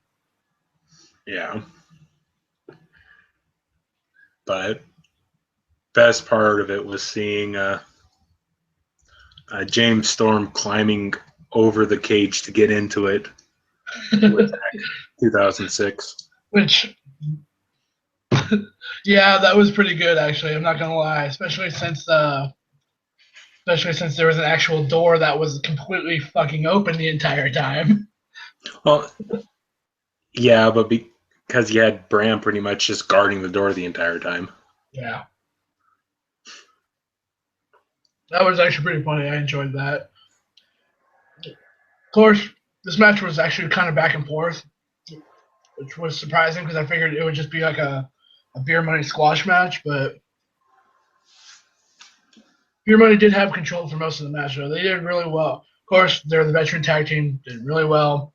EY and Bram actually did pretty well as well. Bram just needs another 10 years of training before he becomes 2016. I believe the finish of this match was, James Storm hitting the last call super kick on EY, and then setting him up for the DWI, and then pinning him 1, 2, 3. Yeah. Oh, it was on Bram. That was on Bram. Yeah, my bad. Yeah. They hit the WI on Bram. Yeah. Which was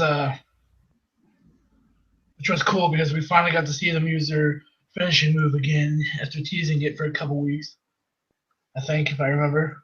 They might have used it once on Impact, but and if you're going to do it, then this is definitely the time to do it. yeah. And then, of course, they go to commercial after that and come back to Madison Rayne being injured on a stairwell. Yep. Clearly, she's been attacked.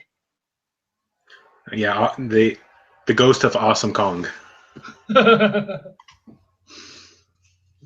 dare they fire her? Ghost of Awesome Kong. Rip. Rest in pepperonis. R.I.P. NL Slip. I guess you could say that was karma. But But anyway, after that we get EC3 promo going out to the ring. And of course, in CM Punk fashion, instead of going in the ring and just standing there cutting a promo, he sits on the steps and just starts to deliver one. Until have everybody's attention now. Until, of course, he calls out Rockstar Spud. And I'll go to another company. I'll go to Japan. I'll go to WWE. I'll get buried. EC Punk. EC Punk. But anyway, he calls out Rockstar Spud. And to be honest, if you weren't thinking about the end of the match or the end of the pay-per-view, going back and looking on it now, the whole thing was just telegraphed by Rockstar Spud's face the entire time. He didn't look like a face at all. No joke. Just horrible selling job. But, of course, EC3 and Rockstar Spud cutting a promo on Matt Hardy and Tyrus, the Funkadelic Dinosaur. And then they all walk off. And we get another Jimmy, Father of Havoc, doing a segment with Rosemary. Which, once again, the whole thing with Decay is just continuing to be the best part of Impact besides for the Knockouts division. They need to introduce Jimmy Havoc if he gets actually into the ring. From the open road, Father of Havoc. Leading to a whole inter-promotional thing between them and Lucha Underground.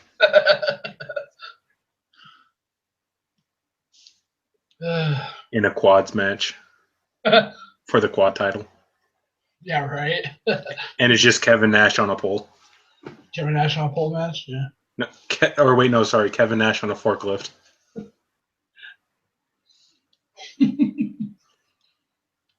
Loser has to watch the Sunny porn tape, right? Fuck my life. But after that, we get the once proud X Division Championship match. Whoa. Between Tigre Uno and Trevor Lee. High spots of the match. Mm-hmm. And of course, this is pretty much seeming to become the Lucha Libre Cruiserweight. It might as well be the X Division Cruiserweight title at this point. Mm-hmm. But for a second there, I honestly thought they were going to give it back to Tigre Uno. Until, he decided to flying crossbody off the top of the six-sided of steel, which was absolutely no sold by Trevor Lee because, literally, a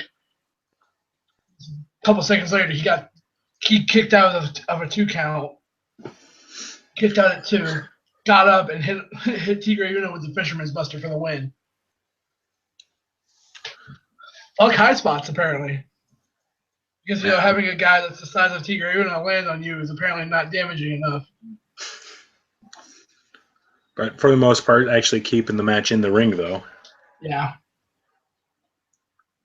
And then, of course, we get to a backstage promo with Gail, Kim, and Maria.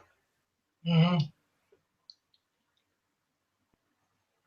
Which, again, By the leads to way, another. which I found was funny was that Maria telling Gail Kim how to run the Divas division, how she should do things. Yeah, that's really funny, Maria, coming from you. Exactly. Mrs. Somebody, WWE. somebody who hasn't actually wrestled in the ring in how long? Yeah. And of course, once again, this leads to another Rosemary and Father of Havoc segment. Mother of Havoc. And then it's time for the Knockout's first ever Lethal Lockdown match, which is pretty much a weaponized cage match where they have weapons just hanging from different parts of the cage, which honestly I'm surprised WWE hasn't tried to rip off. There is something that's like that. Raven used to do it back in the day. He called it the House of Horror matches. That'd be a good match to bring back. Yeah, right. How many problems WWE's had? There's no way they'd do that. Be a It was good lead literally up to WrestleMania match. it would have to be an Extreme Rules match is what it would be. They would call it an Extreme Rules match inside of a cage. Extreme Cage Wrestling, ECW. There you go. There's your official ECW cage match. Proving why I can book better than WWE. Yeah, it was strange because for the knockouts match, I actually expected all of them to be in the ring automatically. I didn't know that they were doing like a singular entrance thing. Me That neither, was but like never discussed at all. it led to the best 5 minutes of the pay-per-view. Really, it did. Or the free preview, which was starting off the match with Gail Kim coming out, and then I was honestly hoping it'd be Jade, and they bring out Jade. So for the first 5 minutes of this match, it's Jade versus Gail Kim, which should be on a pay-per-view because that's something I'd pay to see. Of course, as the match goes on, we get Marty coming in for Marty Bell. yeah, Dollhouse. for the Dollhouse. Thank you. And then Velvet Sky, followed by Rebel. And of course, the main question was: is Marie going to join the beautiful people? Pretty much. Which is absolutely not the case. So the clock counts down. We get to 0, and out comes Maria, who just slams the door shut on Gail Kim. Locks Not the it first up. time we'll see that tonight, by the way. Thanks for the foreshadowing. But she locks it up and pretty much officially declares herself out of the match. So now it is an official 3-on-2. Yep. Which ends with Jade delivering a pile driver to Gail Kim on a chair. Package pile driver. Oh. Her finisher, by the way, which I still mark out over because more divas need to do more high impact moves like that. Or more women's wrestlers, excuse me. So hopefully this sets up a future match between Jade and Gail Kim for the women's title. Yeah, that would be worth it. Of course, after that we get a whole Kurt Angle talking to EC3, followed by a Kurt Angle and Lashley segment, which they are really hyping this match. I mean, you could take out the whole Bobby Roode versus Kurt Angle match and no one would even know what happened.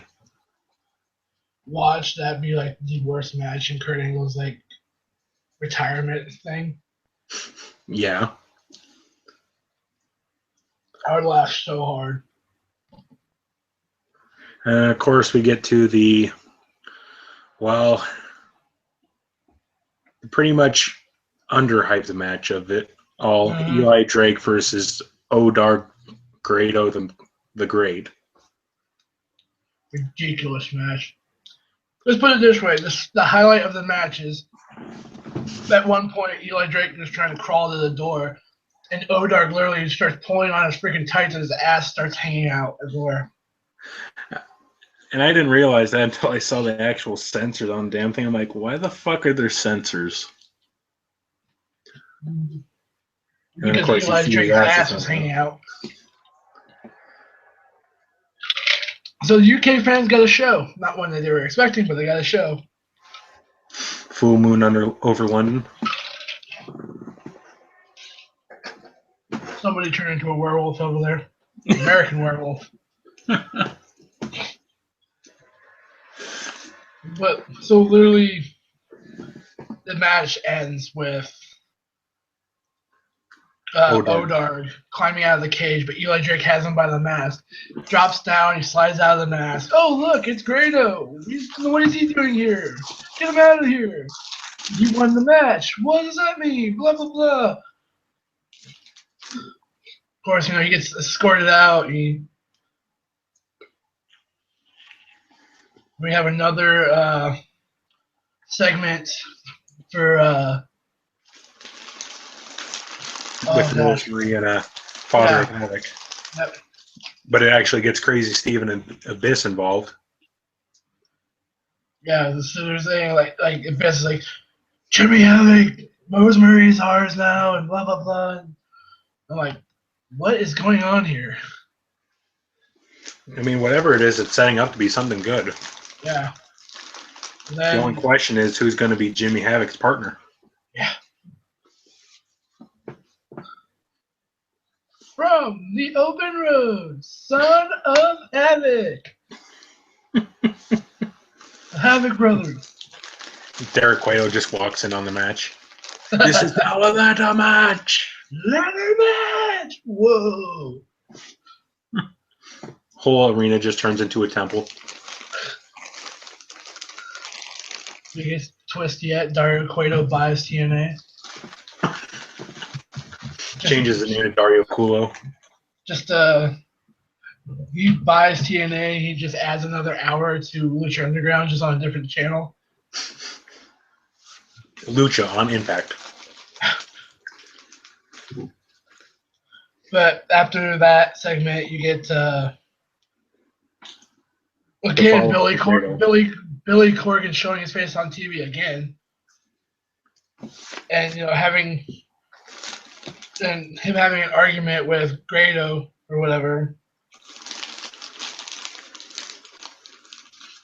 He gets escorted out by security after saying, blah blah blah, Eli Drake rigged it, blah blah. So eventually something's got to come out of this because they had their match at Lockdown. So hopefully sometime in the next couple of weeks we actually get the end to this feud finally, so they don't drag it out. It's like the least interesting thing that's happening on Impact at this point. I think it's even under the X Division. No, at least this is somewhat entertaining. Grado has at least a little bit of comedy, whereas the X Division is just the same two people fighting. Yeah. But now we officially get the Lockdown title match. Ladies and gentlemen, EC3. And they honestly need to be firing whoever's doing that camera work because they're botching that entrance. Yeah, no joke, they are. They don't have it solely focused on the rampway where he comes out. They have it off somewhere else. Mm-hmm. I mean, it's just like who was ever doing the pyro for the Titans. Yeah. They botched it 2 nights in a row. Hell yeah, man. But anyway, the match starts, and of course, EC3 and Matt Hardy fighting back and forth until eventually EC3 takes out Matt Hardy and then eventually calls Tyrus into the ring. So they Get settled opened with the Scorpio. door and Tyrus was like standing right there, like, you're not getting out this way, even though he's not supposed to interfere in the match. But whatever. So him and Tyrus, the Funkadelic babysitter, because baby's on a roll, Yeah. gets in. Well, they start going at it. And then a little bit later on, RWBY Sky starts walking to the ring holding a hammer, the same hammer that was used to beat EC3 in the first title match, until ultimately Rockstar I'm Pissed at the World Spud, or Rockstar Straight Out of Idaho Spud, comes running down and throws away the hammer. And as both Matt Hardy and EC3 are climbing out the door, Spud just takes the door and just slams it on EC3 because TNA needs more heel turns than the Big Show. I wonder if we're going to see it later on. And then ultimately, Matt Hardy, with the assist, gets out of the cage and retains the championship. Which I figured Matt was gonna win and keep the title because there's no way they were just gonna have him lose it like immediately. So they're obviously gonna further this EC3 feud with him and have him like just beat the hell out of Rockstar Spud and then beat Tyrus and finally beat Matt Hardy at like another like on TV or at another free pay-per-view. And of course, the whole lockdown thing ends with Spud taking a chair to EC3. Mm-hmm.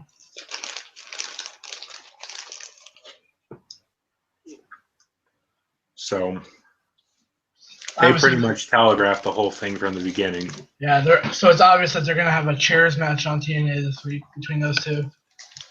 It's not going to be a chairs match. They have more dignity than WWE. It's going to be a TLC and chairs or stairs. It's going to be a Singapore cane match. Yeah. It'll be a cage match with a bunch of flaming tables in it. It's going to be a literal feast or fired match. Yeah, and I saw that ending. I was sitting there. I'm like, huh. Well, that kind of dampens the pay-per-view a lot more than what it should have. Spud turning heel again. Fun. So now we look forward to this Tuesday, next couple of days, to see what's going to happen between EC3 and Spud. What's going to happen with Grado this week? If the tag titles will be defended again finally. Yeah. What's going to happen with Decay? So, Will Son of Havoc make his long-awaited debut? so it'll be quite the interesting Tuesday for Impact this week. So, Taurus, on to Lucha Underground for this week. Before that, can we talk about NXT really quick? Oh, yeah, go ahead. Sure. So, a couple minutes before this podcast started, I had just finished NXT, and pretty much not much worthy of watching. Of course, you had a tag team match with the Great American Tag Team version 2. American Alpha, yeah. And then you had an Apollo Crews squash match. They are pushing him so hardcore. He keeps doing these squash matches every week. I'm thinking he's going to win the NXT title after Samoa Joe gets it. Unless they find to actually have Finn Balor lose the title to Apollo Crews. That'd be interesting. And of course, William Regal officially announces the 2 out of 3 falls match that's going to be happening in 2 weeks between Samoa Joe and Sami Zayn, which honestly, this match should just be a submission match. Seriously, Sami has the Koji clutch. Come on, I mean, He has a Koji clutch. He has other submissions too. And I mean, Joe has other submissions. I mean, come on, both guys are submission like. and that's how they won the first match in the first place. Yeah, it literally should be a submission, but nobody wants to see a submission match. Also, William Regal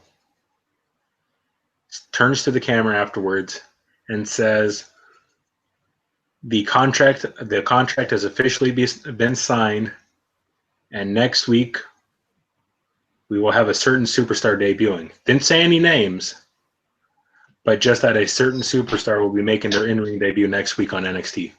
Shinsuke Nakamura. Maybe. I mean, I wouldn't doubt it. They had that whole big old press conference during Fastlane.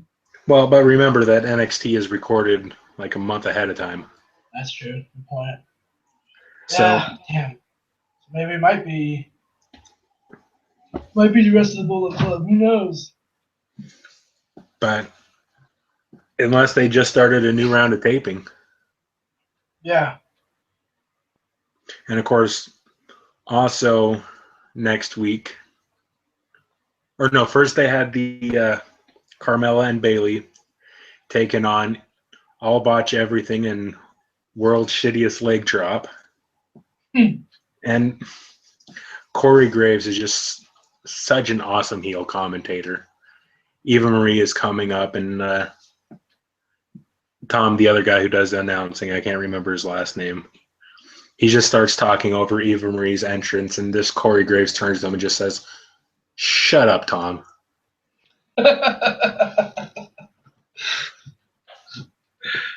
So Tom just shuts up and then immediately says, "Only because it's your birthday."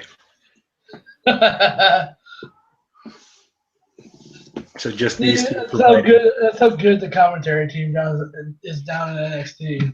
Exactly. If these two can't move up to the main roster soon enough. We need those two and Morrow on the commentary team. Seriously. And of course, for some reason, they give Eva Marie and Nia Jax the win. Which they're honestly, obviously going to have like it's gonna be like a mini feud to keep Bayley busy until the Asuka match, or until at least Asuka comes out and like, me, you, NXT Takeover Dallas. What I was honestly expecting is for Asuka to come out and do something, but no. After the match ends, it immediately cuts backstage to Finn Balor holding the NXT Championship and William Regal.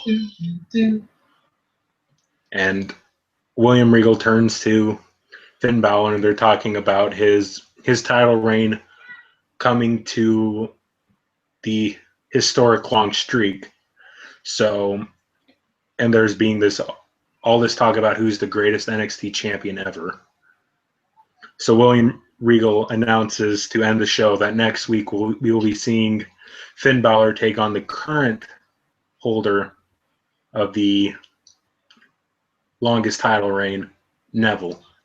Mm-hmm. And that you have to wonder what this means for Neville in WWE. Well, if they're putting him up against the NXT champion, I mean, maybe they're trying to rehash him and make him better. Maybe. I mean, right now he's just a mid-card nobody on the main roster, at least. So next week we got that match and the. I mean, there is the United States title. I mean, Kalisto is kind of holding it at the moment, but I mean, Kalisto Neville would be a pretty good series of matches. Yeah. So anyway, next week we got the debut of a superstar and Finn Balor versus Neville. So stay tuned for that, and I will now let you take it away to Lucha Underground. Well, thank you for reminding me, by the way. Let's talk about other Finn Balor things. Best things that have come out of NXT house shows recently. The whole Finn Balor Bayley thing. It's been going around on the internet. It's like the greatest fucking thing ever. So, if those of you who haven't seen it, I have put the links down in the description, so you guys are free to go watch those videos. So literally, Bayley won a match at a house show, she had called out Finn to come out or whatever, because she wanted.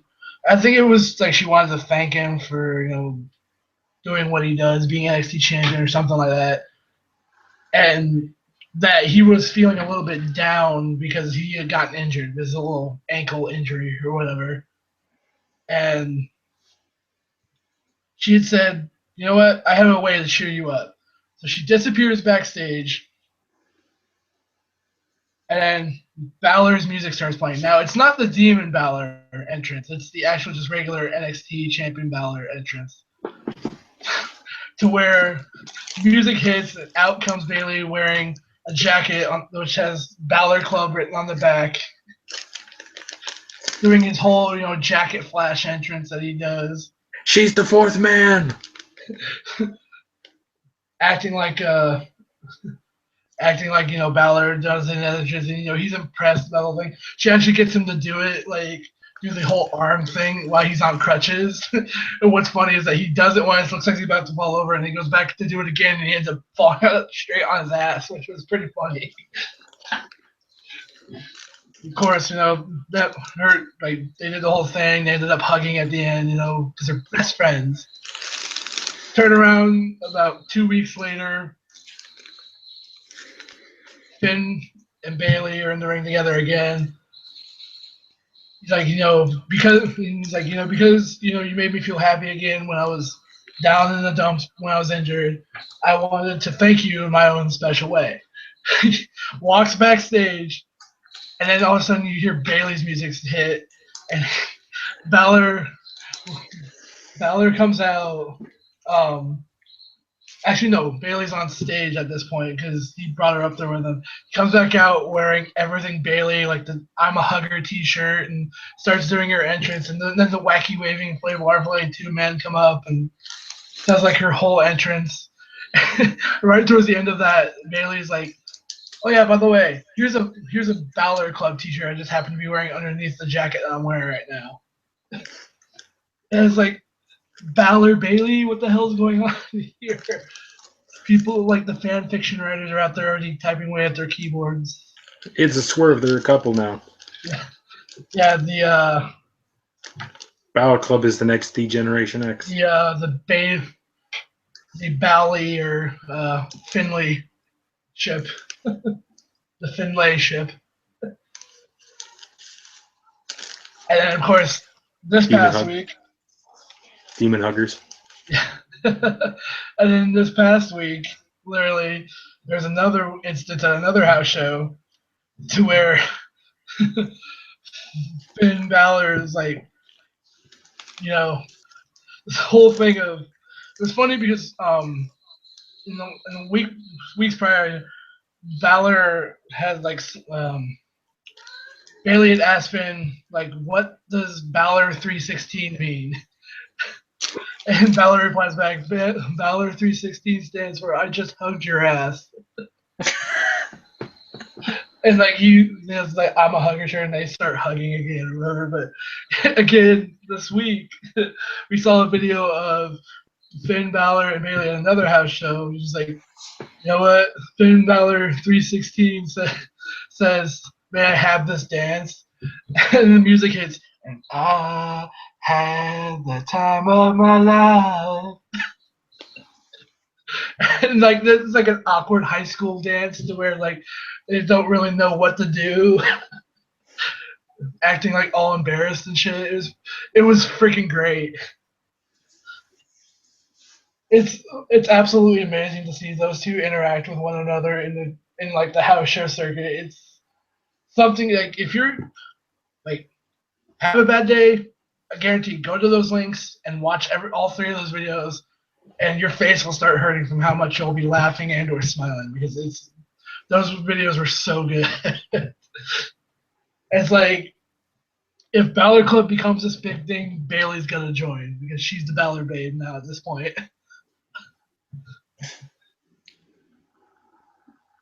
It was so good, and I love things like that. It shows that they're having fun at doing their job, which is a good thing because unlike most of the roster on the main cards, they actually enjoy what they do down on the NXT card and the house shows.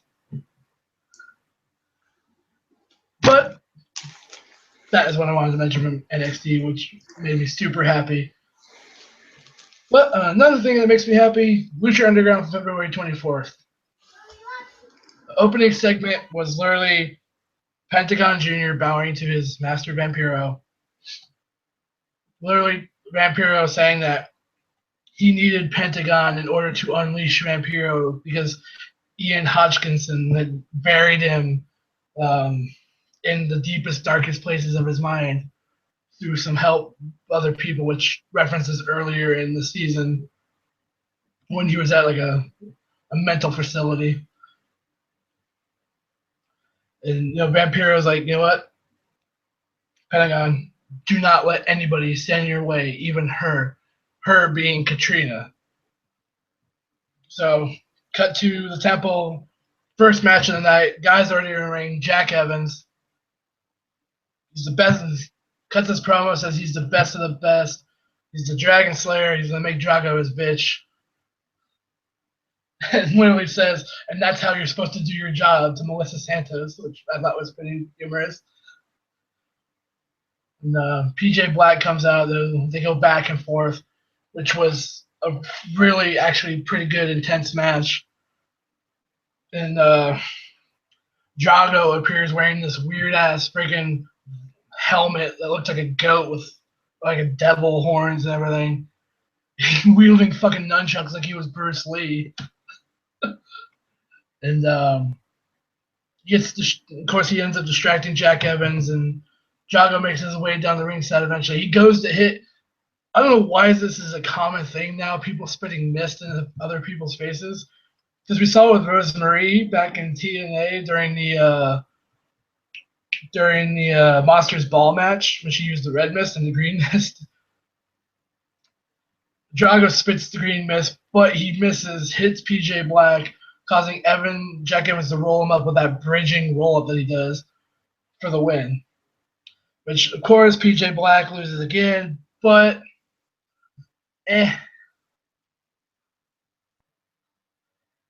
again, kid's got a long way ahead of him, so take a couple losses every now and again should be good for him. But I see what they're doing. They're pushing Jack Evans to be, Drago's rival at this point. So then we get a vignette from some dude named Famous B. He's supposed to be debuting in Lucha Underground. And by the way, this is a real phone number, so I'm not going to get in trouble for this. He says, call me at 423-GET-FAME. That's 423-GET-FAME. And Famous B says he can help you help you be famous. And I'm not kidding about that phone number. I've seen people actually on the Lucha Underground hashtag say, oh yeah, I called that. It's literally just an answer machine of Famous B saying, leave a message at the beep and I'll help make you famous and I'll get back to you. Which I thought was pretty good that they actually made that a legitimate phone number that they could call. Of course, second match of the night. King Cuerno, the Gift of the Gods champion, going up against Killshot, the returning Killshot. Of course, Killshot lost to Johnny Mundo a couple weeks ago. But he's back again to fight Cuerno. I can tell you, man, the back and forth of the commentary for Matt Striker and Vampiro in this, the whole Lucha Underground this night was fantastic. They were on their A game all night. I can tell you that Matt Striker was all for Killshot in this match from what I kept hearing. This was a very back and forth match, high flying, a lot of arm drags here and there. Killshot went for the match ends. Killshot goes for his patented 450 that he does. Seems like everybody in that company can do a 450 apparently. And then Cuerno gets him in the thrill of the hunt, picks up the victory. That move is Lucha Underground's apron DDT. Yeah, no joke. Of course, after the match, Cuerno starts beating on Killshot because he goes for the he calls it something or another, but it's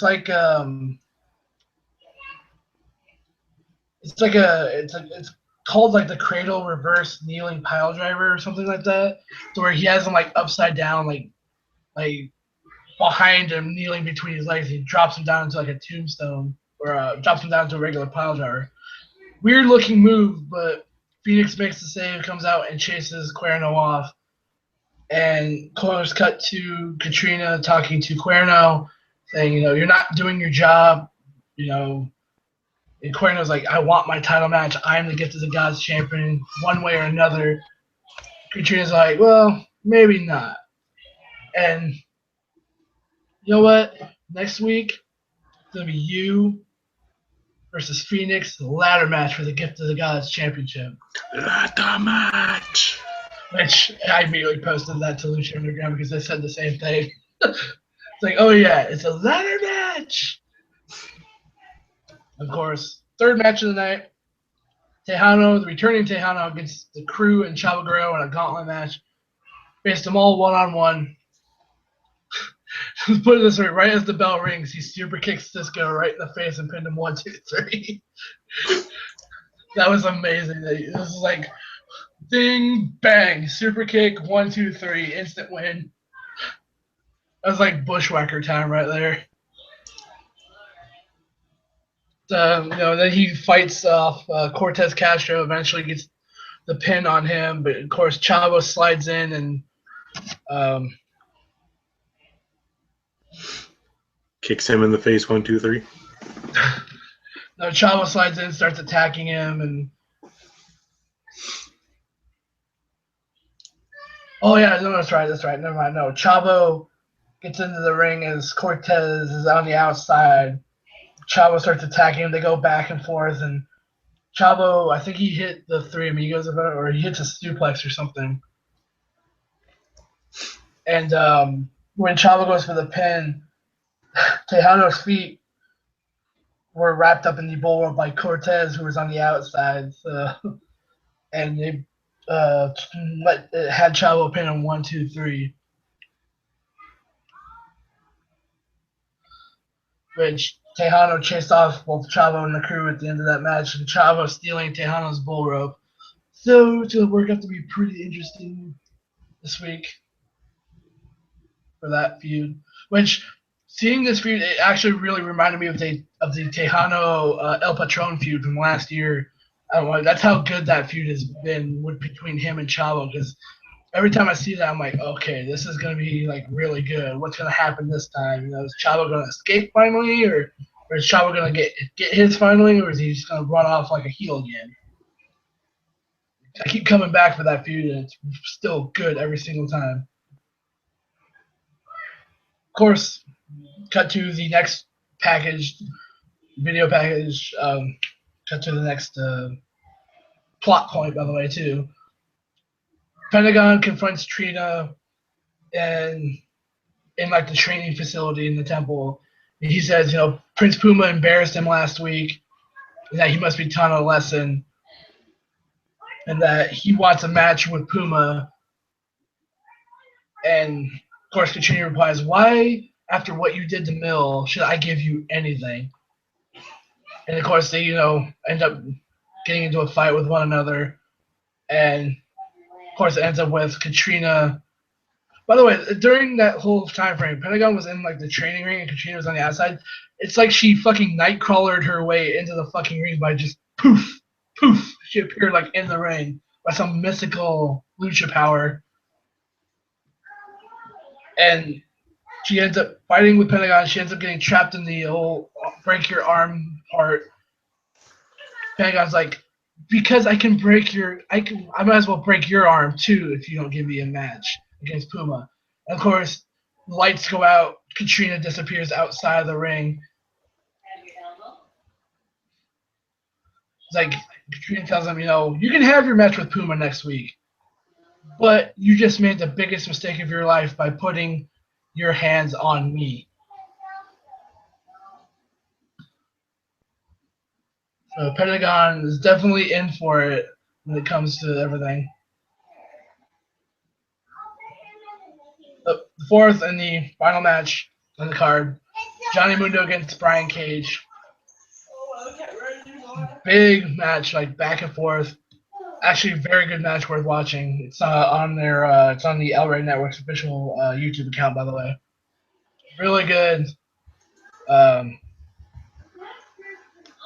Cage, towards the end of the match, Cage hits Mundo with a discus lariat, gets him into the Weapon X, but in comes Taya, who's apparently a pretty big woman wrestler in AAA, comes in to distract Cage and tosses Mundo a weapon into the ring while the ref is distracted.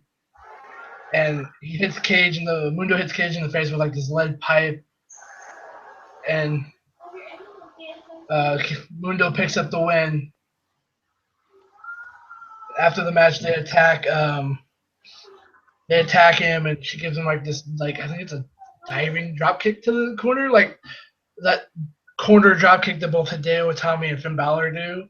I think that's what she did to him. I don't remember. I'd have to go back and watch it again. But Mundo also goes for the end of the world, hits on him, leaves Cage laying in the middle of the ring, being just laid out, and them celebrating. So obviously they're an item now that Molina is no longer in the company, by the way.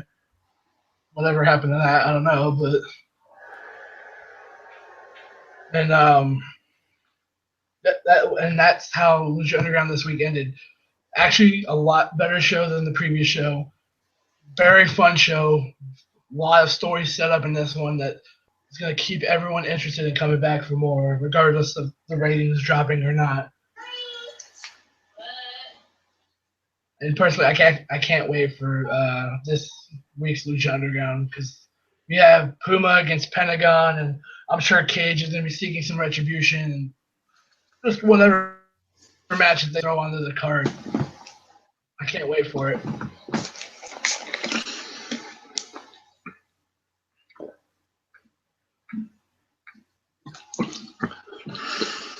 Okie. Of course, nothing noteworthy on SmackDown. It really wasn't. Obviously, they put Triple H in the first 30 minutes because they didn't see him at all throughout the entire show. Yeah.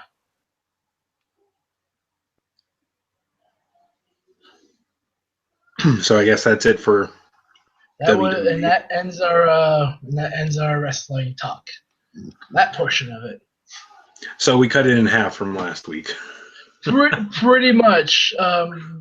More so because really nothing special happened on SmackDown. So.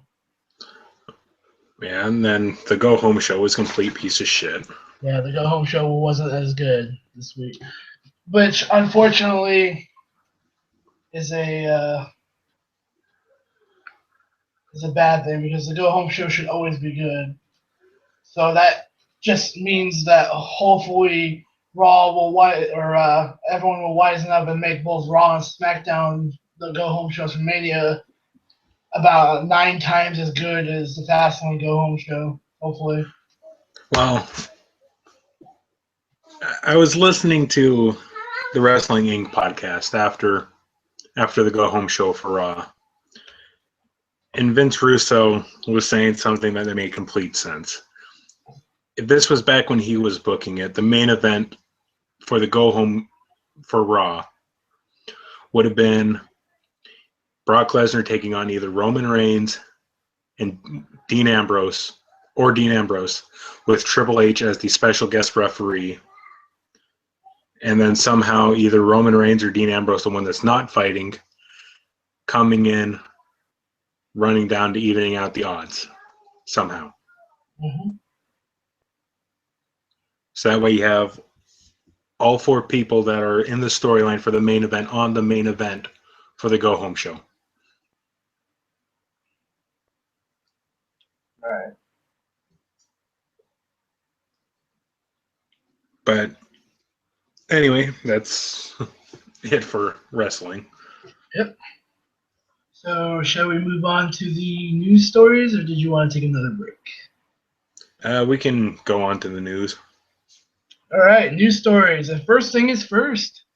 Actually, a fairly big announcement that came out recently. Assassination Classroom, the manga is going to end in 5 more chapters,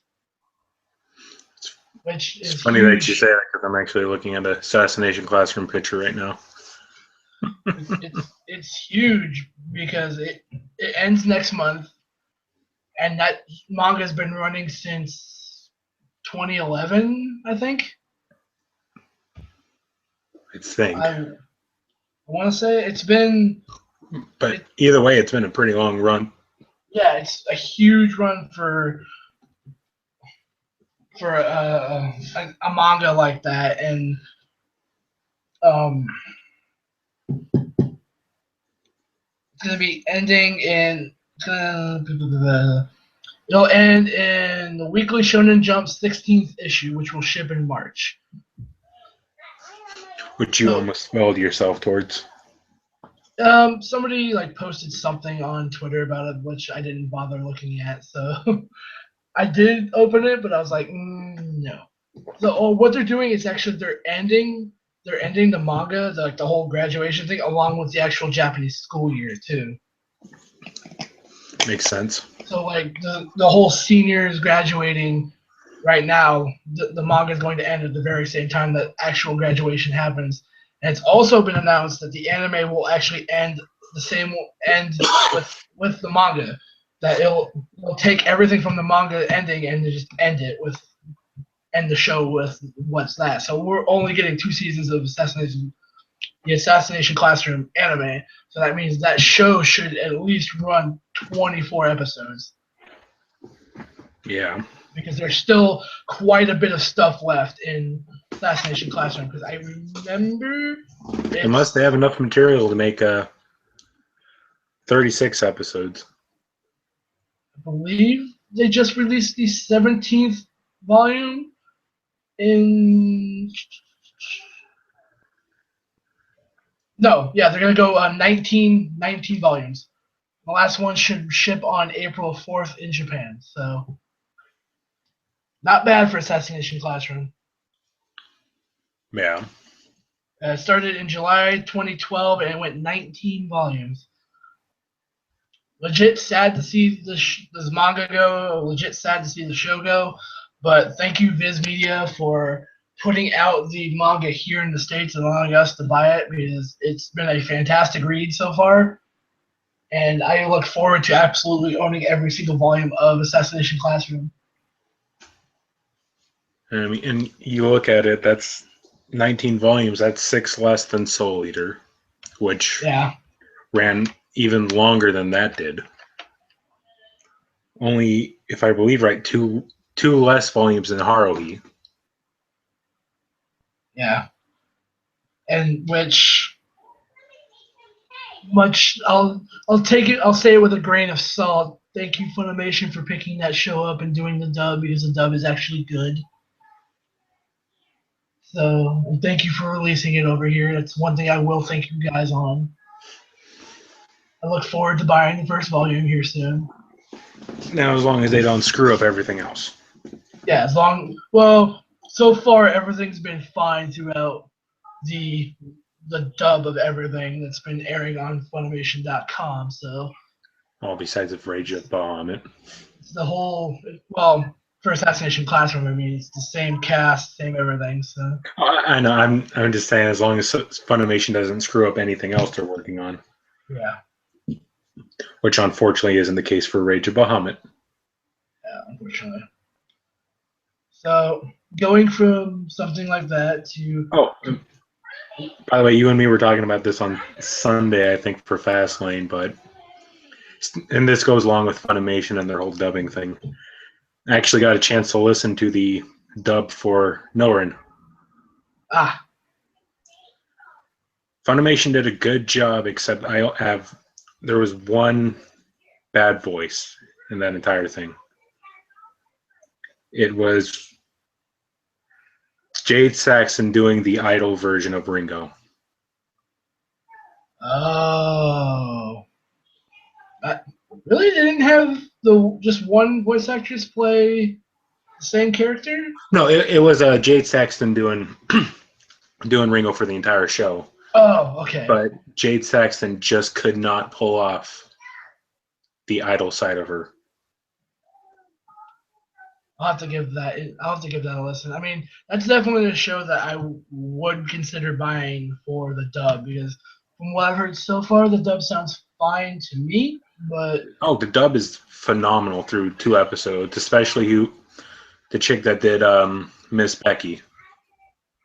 so, Absolutely delivered. And of course they had to dub the song at the beginning. oh my god, they really did that? Yes. Funimation, you should have taken a cue from AKB. You don't do that. You gotta leave it alone. Unless they couldn't get the rights to do it and they just had Jay Saxon do it anyway, but and it sounded awful. I actually would not put it past them to say, oh yeah, we couldn't get the rights for it because we didn't try hard enough. And it sounded awful. I'm sorry, I love Jade Saxton and all the voices she does, but idol version of Ringo was just a dud. Right.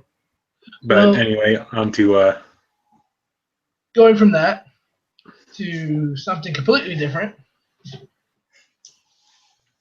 So it seems like the DC cinema universe is actually in a little bit of trouble, regardless of 2 big movies that they're actually supposed to have come out. I think it's 2. So literally, they have found out that they've done some early screenings of Batman vs Superman, and their reception has not been what Warner Brothers has been anticipating. There's a lot of negative responses as opposed to the movie. And according to one specific person, editor Drew McWeeny, he said that my guess is what's going to happen is based on what I'm hearing is Justice League is going to get moved back in that Ben Affleck Batman movie. That's what's going to end up in that spot. My guess is they're going to throw whatever money it takes at Ben Affleck to make that Batman movie happen sooner rather than later. They're going to need to rebuild again. They're going to need to win people over. They're going to need to lay some different groundwork. I don't think this is going to be a springboard into the Justice League that they wanted it to be. So if it's any indication, they have 3 movies that's supposed to come out. Batman vs. Superman, Suicide Squad, and Wonder Woman.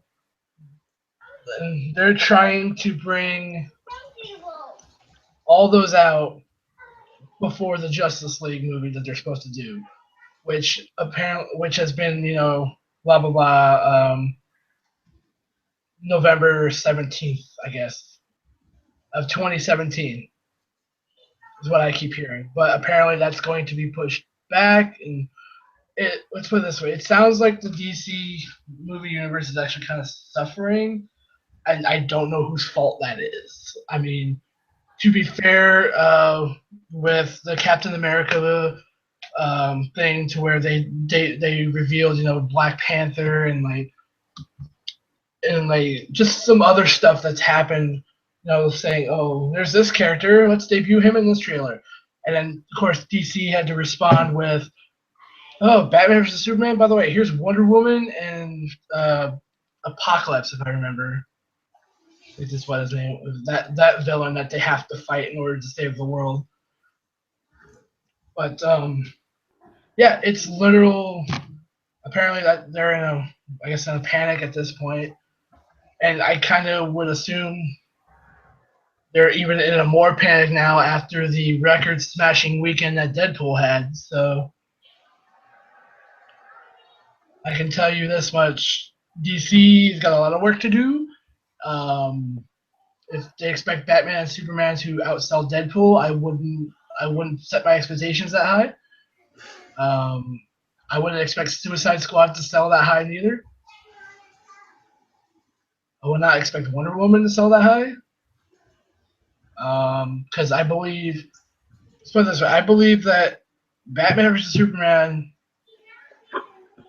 won't outsell Deadpool, but it'll do well, hopefully. but the Marvel universe will outsell that movie, which is kind of obvious because it's Captain America and everything setting up for another Avengers movie way down the line.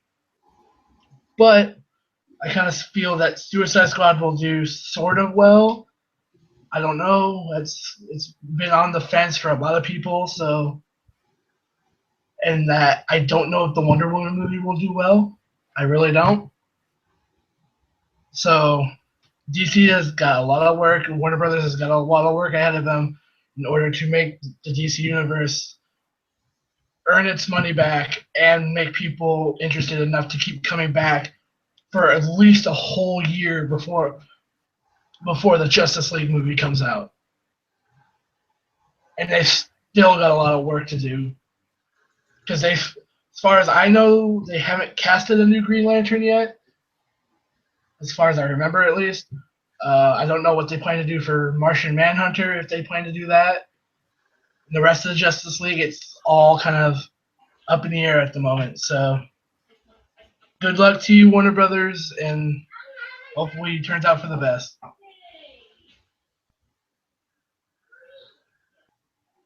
Let's put it this way. I'm gonna save the best for last.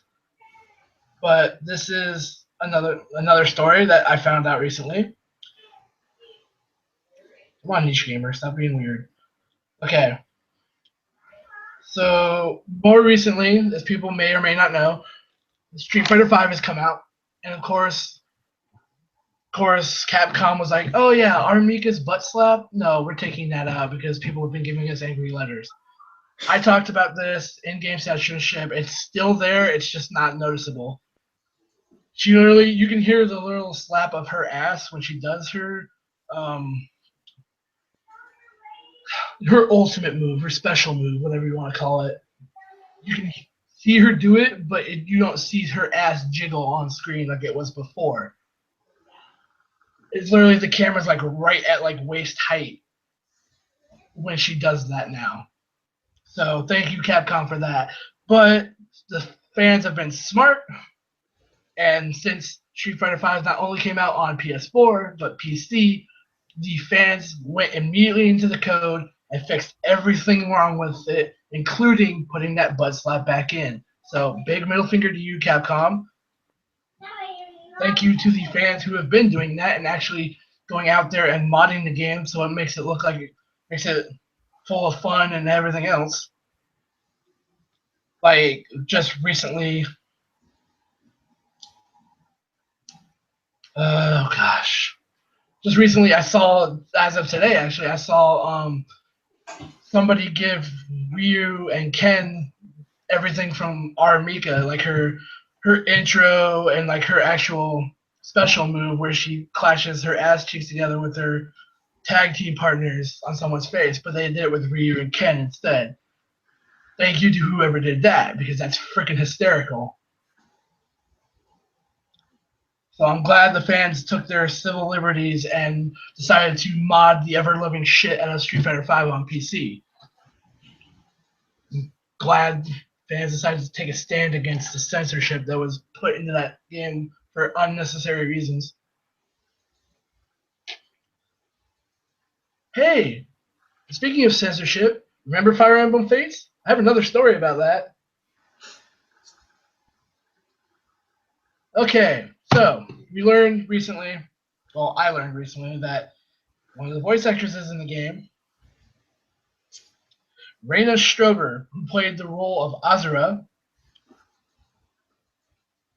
she was interviewed by Super Geeked Up, and Super Knocked Up, revealing some key information from Nintendo's Treehouse and how they deal with voice casting. You're not allowed to know the title of the game. You don't usually know your character. You don't know anything about it because it's very secret information. So I didn't know I was hired as a singer and a speaker, but here was this character that I knew singing was her power. So I just sort of did it and had a great time. Of course, she was asked, "Do they let you know what other dialogue is, or what anyone else is saying, or do they just give you your lines?" They said, "Yeah," and she said, "Yeah." And they often change your character, so you don't know it's a sequel to something. How does that work? There's a reason why confidentiality agreements exist, by the way. People do it all the time for video games, they do it all the time for anime. Come on, really, Nintendo? Well, Nintendo's always been stupid about stuff. And of course, update on that story. She literally backpedaled out of her statement saying, that's completely wrong. Of course, we're giving them character traits in history. So I wonder what kind of lawsuit Nintendo waved in her face for ousting them as terrible.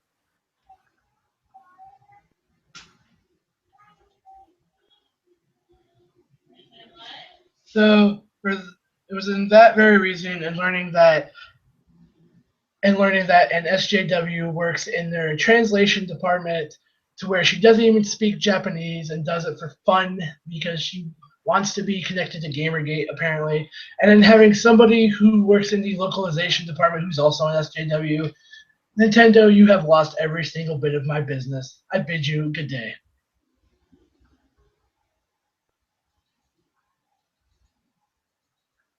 So going on from that mess to an actual game that everybody should care about coming out this year, we have a little bit of new information regarding the characters and setting for Persona 5.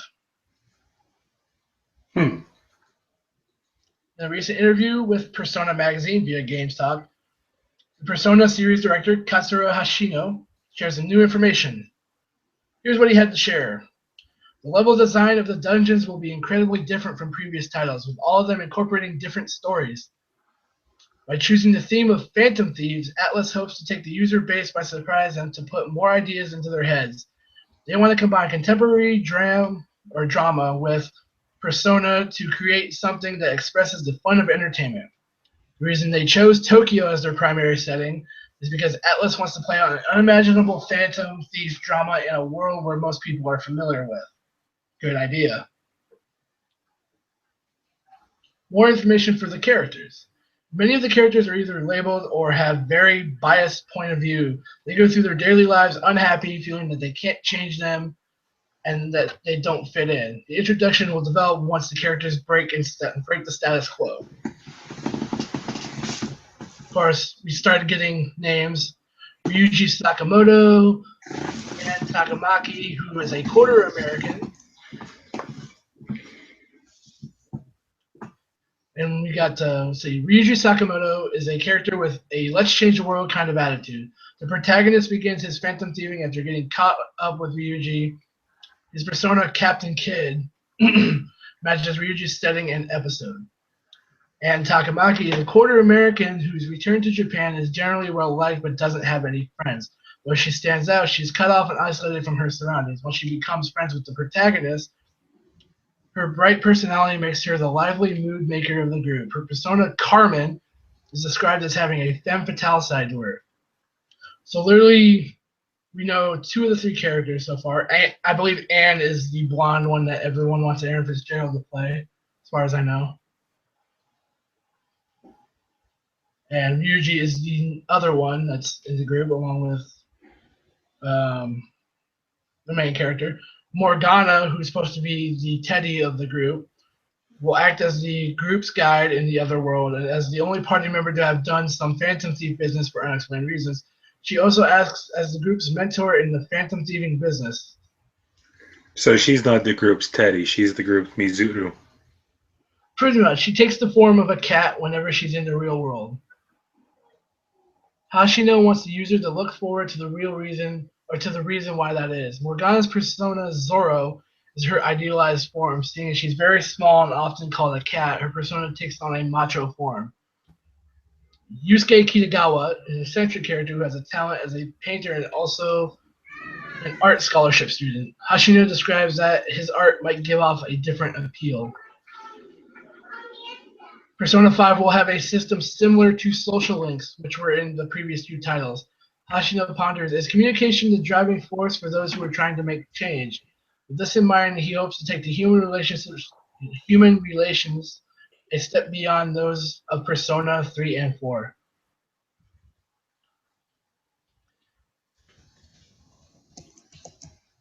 And I realized I just completely botched her name, by the way. Meant to say Mitsuru. Hashino ends the interview saying that the 20th anniversary Persona series is this year, and that Atlas are thinking about making an announcement that will please the fans still waiting for Persona 5's release. It's set to release in Japan sometime on PS3 and PS4 sometime this summer. Let me guess. Here's their announcement. Persona 4, the sequel. No, if anything, they're leaning towards Persona 5 Arena.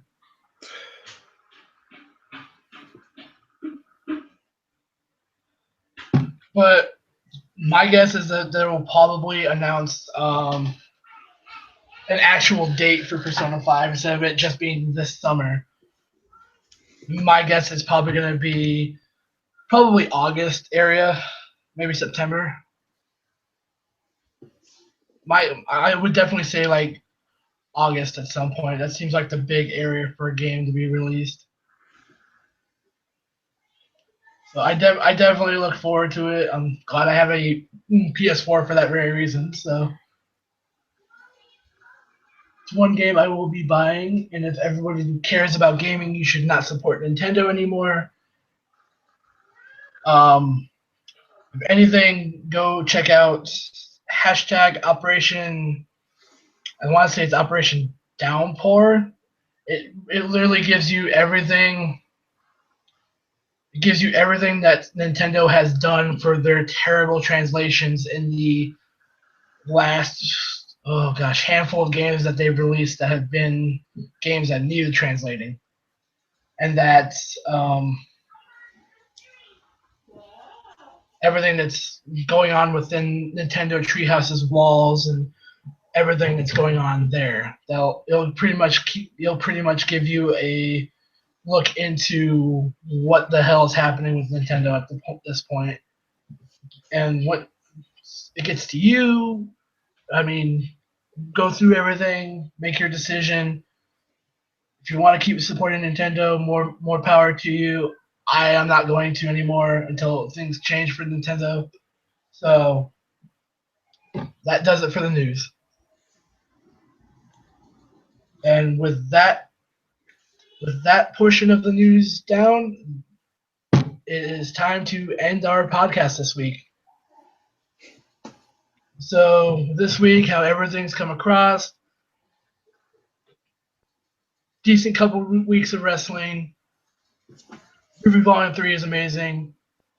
News stories everywhere, some good, some bad. Yeah. So let's just see how low TNA's ratings will go. Yeah. I mean, somebody's already paid £5 because that's about as much as they pay the Knockouts division. So